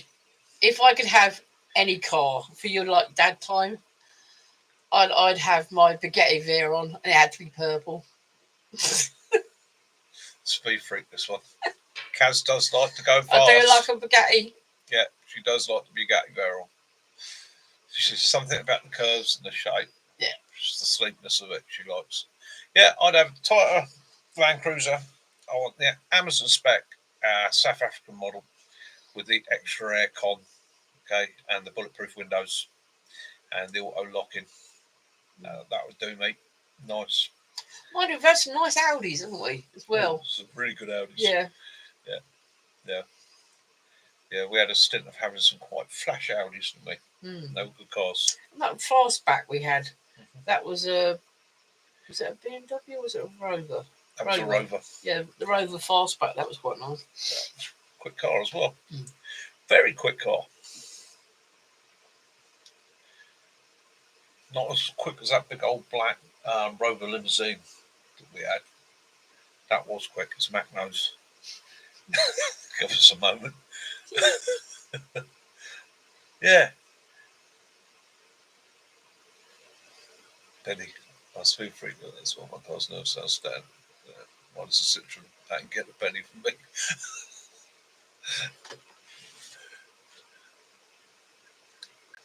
Fiat Coupe. Yeah. Yeah.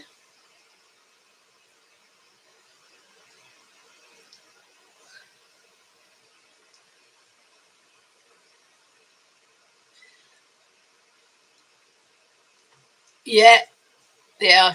I actually saw one of those today, Martin. The old Granada gear, the old 2.8. It was the sort of goldy colour one. Because my dad, we didn't have the Granada. We had the console version. We had a white one. Yeah.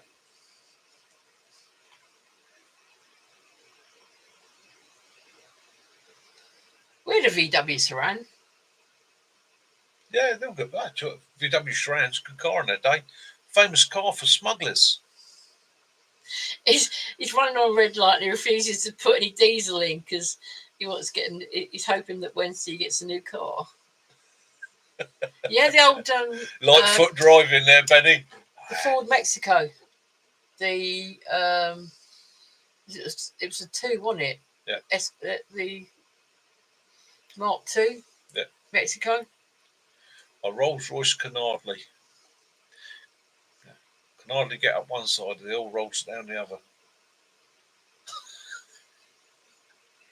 My father's boss used to have a Jensen Interceptor, and one of my son's friends has got one. I'd like a tractor. The Mark I Mexico. All right, yeah. I'd have a tractor. I'll have a combine harvester then. I'll have a tractor.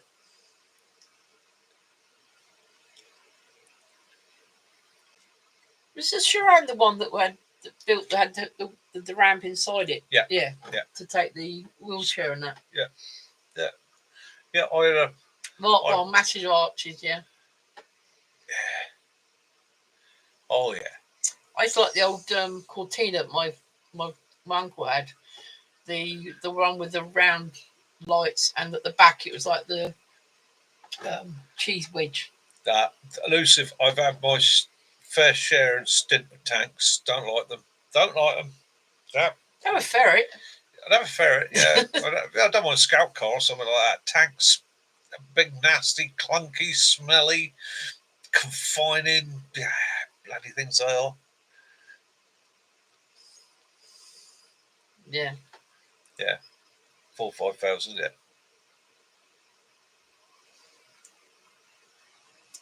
I love watching the old, a lot of the foreign rally cars. Not the souped up things we have now, but when you look at them, they got the old Volvos and the old Mark I, Mark II Escorts, the old Beetles, and yeah. Martin.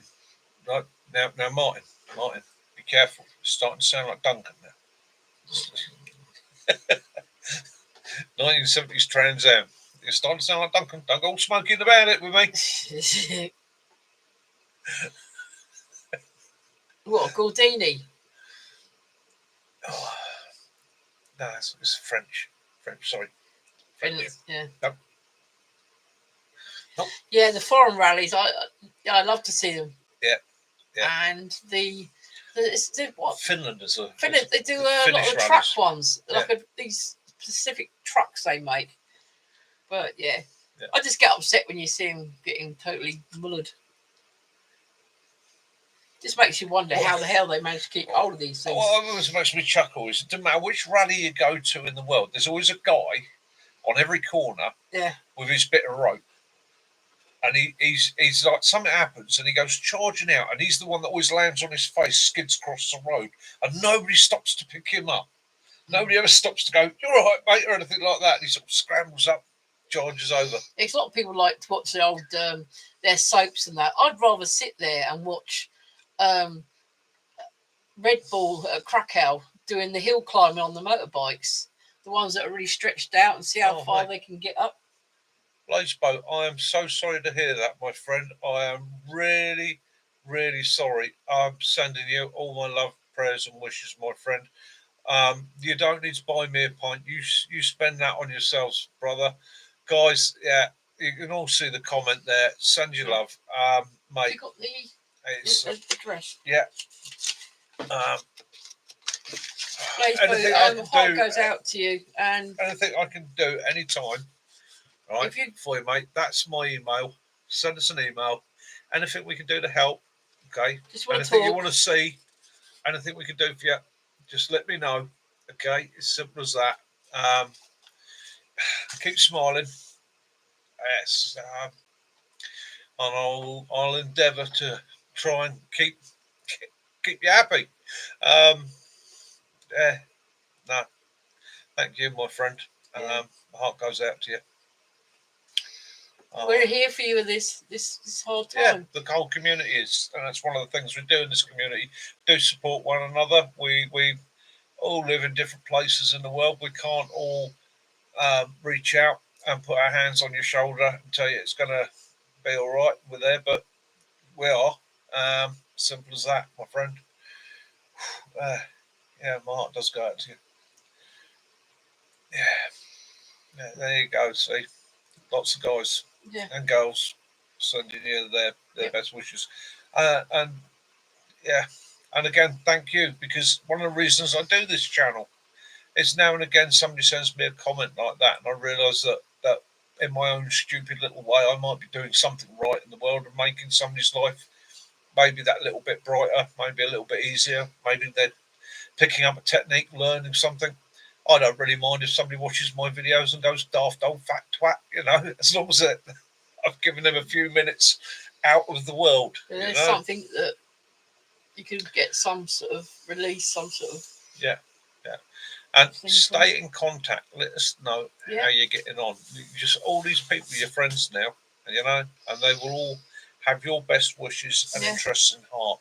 It goes to anyone. Yeah, and the same for anyone that ever struggling. Who knows our email? If you need us, just you want to talk to us. There's something that you feel you can't talk to someone else, but you could. Nothing would be passed on. Just need to know that. Anybody tells us anything in confidence, it stays in confidence. It's as simple as that.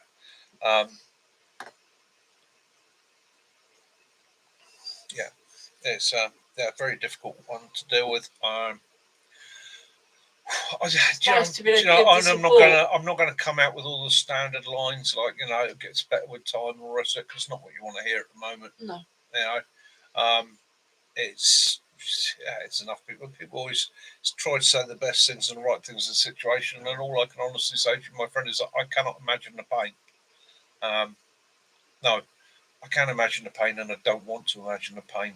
So all the best.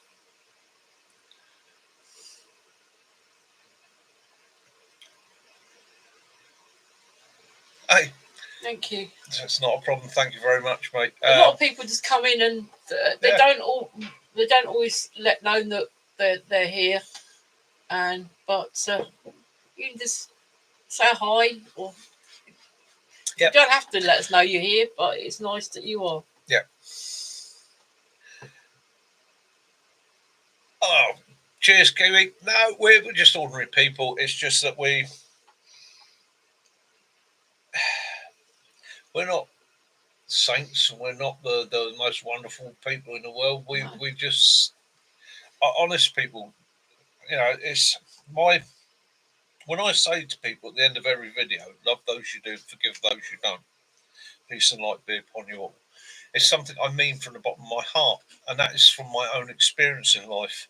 I wasted a lot of years angry at people and the world, and only when I just accepted that those people were the way they were and they weren't worth me being angry at, and as time went on, I actually discovered that some of them ended up having quite a miserable time themselves, and I realised that it wasn't for me to judge them. So that's what made me realise that simple line that was given to me donkeys years ago by a guy who said to me after being in quite a violent situation, turned around to me and just said, "Look, mate, all you can do is love those you do, forgive those you don't." And that stuck with me for a lot of years, and it makes sense. And I mean it now when I say to people that's the way, that's my mantra. That's,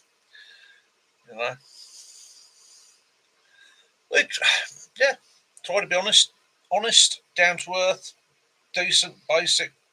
As I get the odd comment from people now and again. I've had a few people get hold of me, tell me, don't like this stuff, find you boring, you should do more of this, you should do more of that. Okay. I do what I do. Well, our friends that know us would say we're the same. Just ordinary people. Yeah. Yeah. Don't think we're special.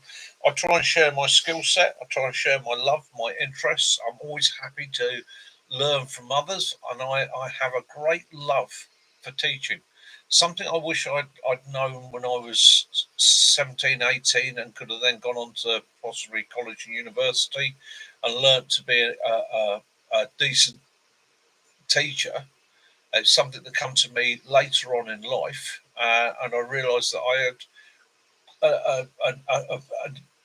I get a buzz from sharing knowledge. Simple as that. And again, I'm not no genius. I'm no expert. I've learned not to trust anybody that says to me they're an expert. As soon as somebody starts the conversation with "I'm the expert in," and I tend to sort of go, "Oh, okay, get comfy, go sleep." LM Bushcraft, hello guys, just popped and say keep up good work. Good evening, LM, thank At you, least mate. you said your jokes need working on. Yeah, I do. My jokes do need working on. They are a bit pants on, a bit that. LM Bushcraft, so that's a channel. So those of you, yeah, dive over, say hi to LM, give him a thumbs up. Appreciate the support, my friend. And yeah, have fun. Be good. Thank you very much for joining us.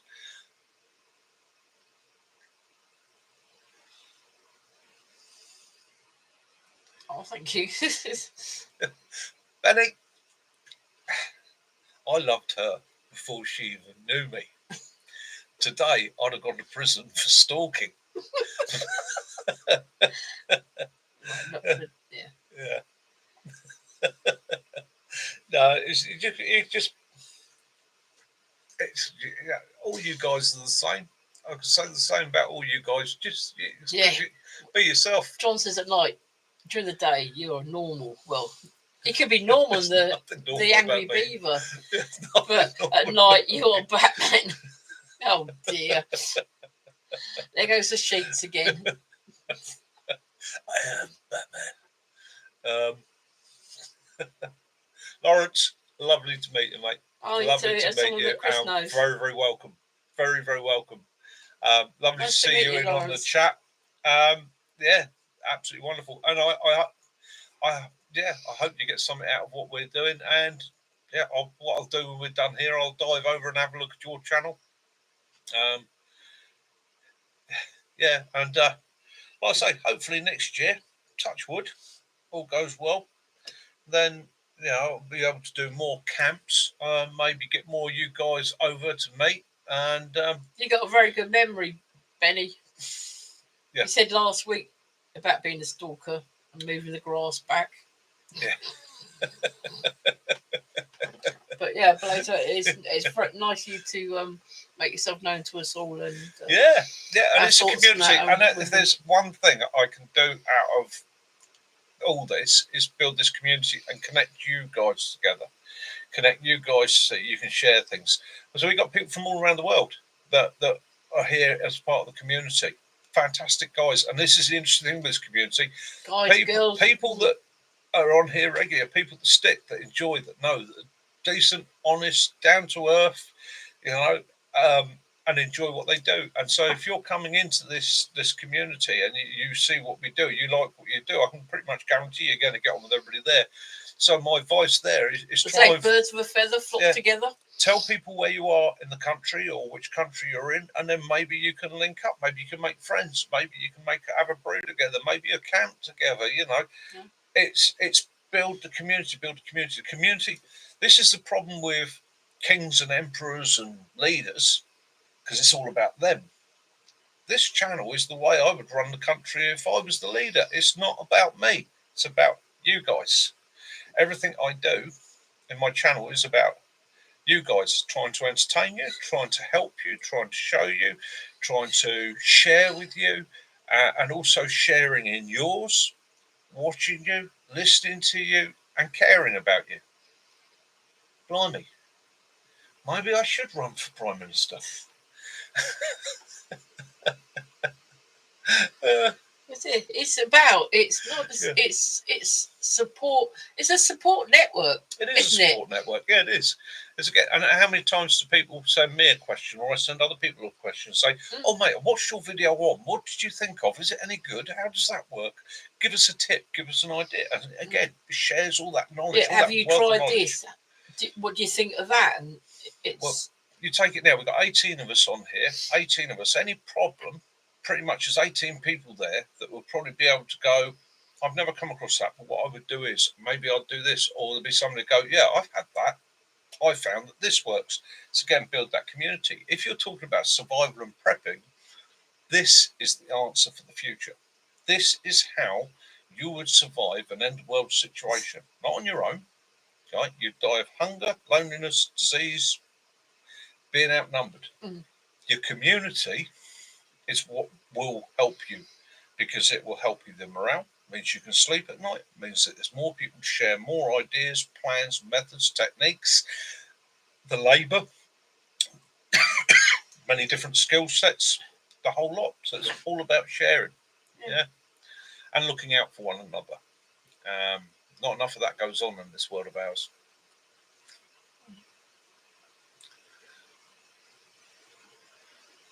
So you smile at a person, and that they pass that smile on. You know, do a good deed. They pass it on. It's all very good, John. All karma. I like that. He's answering Benny there. Yeah. Stove envy is real, but it can be controlled with meds. Mind the explosion bowel movements as a side effect, though. All got a like-minded sense of humour. Yeah. I also, Mick. Yeah, I don't know that.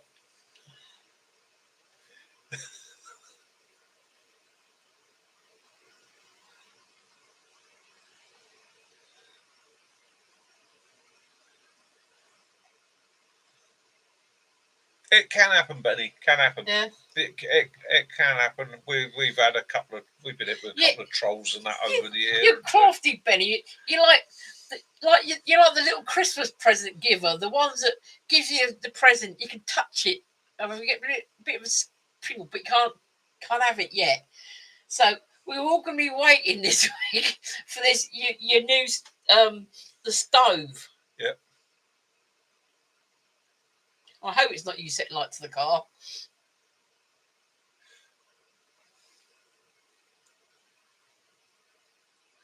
No, I'll tell you what, John, we don't have too much in the way of medical companies and pharmaceutical companies pumping us, because basically we've got the NHS. So at the moment, I say at the moment, touch wood, it stays. We've got our medical system in the UK, which is a government-run NHS system that we all pay taxes towards, which means that any treatment, and I mean any treatment you need, is free at point of needing it. Same with medicines, although you pay for prescription. So prescriptions now £10 each, aren't they? £10 per prescription. No matter how many different items are on it, it's £10 for prescription.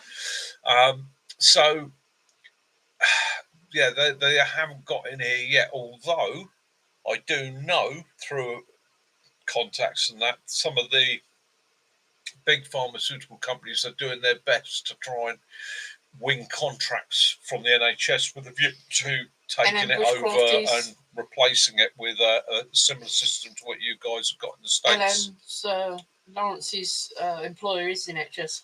Yeah. Good on you, mate. Good on you. Thank you very much then, Lawrence, because I don't, because of some of the drugs I'm on, but in the UK we have to pay prescriptions. It's just got up to over £10 now. Yeah. Hospital porter. Fair play to you, mate. Well now there's a job. Yeah. Do you know, every hospital porter I've met has been a character of some sort, and I've got to admit I've been wheeled around a few times. You see people at their best times and their worst times. Exactly that. That's a difficult job to do.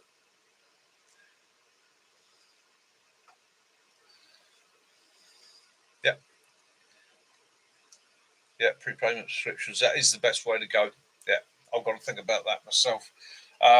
It's mine, because I'm Kaz, because she's got throxin, and I'm sorry, are you? Maybe for me. Oh, sorry, not far from us. We're only over the border. We are in the Farnborough area, so we're only over. I'm originally from Cranley. Yes, sorry. Cranley. I'm from Merrow. I spent all my formative years in Merrow. Just on the outskirts of Guildford, on the posh side, towards Cranley, not quite Cranley.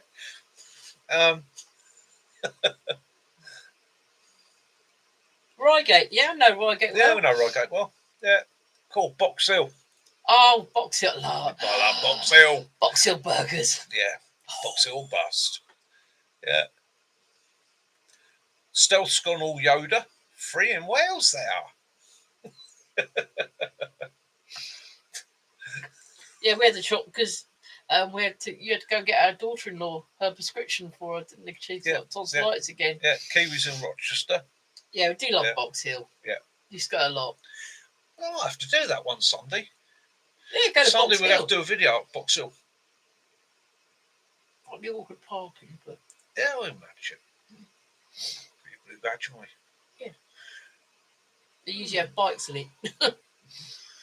Yeah. Plan. Obviously, you'll have to have a burger. Oh, no, Red Hill. No, Red Hill. Know all that area. Oh, Surrey Hills. Yeah. Good walking area, that. Oh. It's been over 2 hours now. So Right, yeah. So, guys, I'm not going to be rude. I'm going to give you 5, maybe 10 minutes to say your good nights to one another, because the codeine is wearing off my knee now. I'll need my meds as well. And it is starting to ache like a SOB. And you see, we get Willow to we cooked roast beef earlier. We were very good, and then a couple of potatoes, lots of vegetables, and the meat. And we chopped up the beef for Willow. And as everyone knows, Willow sometimes they eat meat, but he's more vegetarian. So he came in with the last slice of the beef, sat down at the sofa, and then it disappeared halfway down Willow's throat. Small dog, big bit of beef.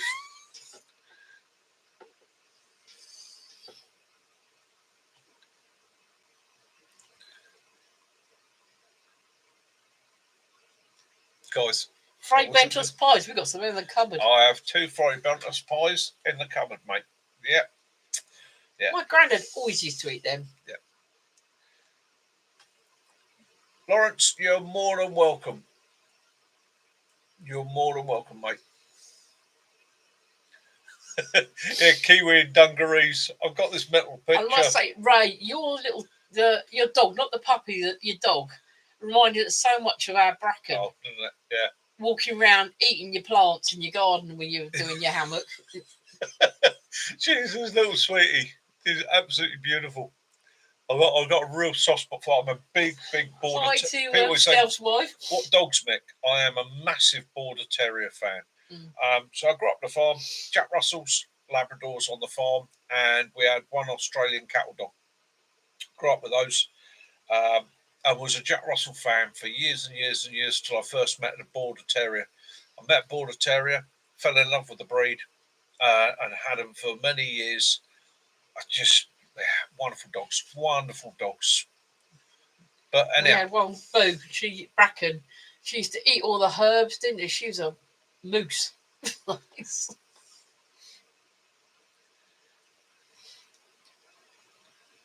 John, keep yourself safe, mate. Night, Benny. Have a great week, my brother. Yeah, you're a legend. Rooksfoot, you're a legend too. Take care, mate. Doesn't matter, mate. Doesn't matter. It's fine, yeah. It doesn't matter. It's there to do. Fair play to your missus. Rooksfoot, if you are going to be coming to the camp or not, but if you are, looking forward to seeing you. We've got a few bits that are too big to sort of give away prizes, so we're just going to be bring them to the camp. Bring them to the camp, and if anyone wants some of the bits there, then yeah. So guys, have a brilliant week wherever you are in this world. Stay safe. All right. Be happy. Have your adventures. Don't look at what's happening in the world too much, because there's bugger all you can do about it. Really, don't let it get you down. For those of you that are having a rough time, my heart goes out to you. Okay, we'll be thinking about you, and I will be saying a prayer for you tonight, as I do most nights. All right, have fun, be good, try and see the bright and the good in the world. Okay, because it does outweigh the bad. I'll be brutally honest with you. There is more good than bad. You just got to look a little bit harder for it, because the media is only interested in the crap. Okay, so sometimes turn that TV straight over to YouTube. Join me, one of the others, Benny, somebody like that, or even just have a good 2-hour session watching nothing but fails. Yes, we do like the fails. Yeah. But So, not the animal ones. Animals and kids, I don't find. Some of the animal ones I find funny, but why some of the kids ones, no. so as we used to shout at the end of the day, stand down, end X, end X, end X. Okay, guys, have an awesome week wherever you are. Have fun, have your adventures. Yeah, take care. Good week. Have a great time. Look forward to seeing you all next week. Join us again for another one next Sunday. And I'll get a video up sometime this week. Don't know what it'll be yet, but we will have a look, see what we can do. Take it easy, man. So I'll finish off with the usual. Love those you do. Forgive those you don't. And as always, may peace and light be upon you all. This is Mickey, Kaz from Hampshire Outdoors Survival. And the Willow. And Mac from Urban Escapes. And Jason, who's not with us at the moment because he's catering at a major tennis event. Yeah, poor bugger. He might be listening. He does. Yeah, he quite often listens in. Guys, take care. Have a wonderful week. Night all. Catch you next time. Mickey out.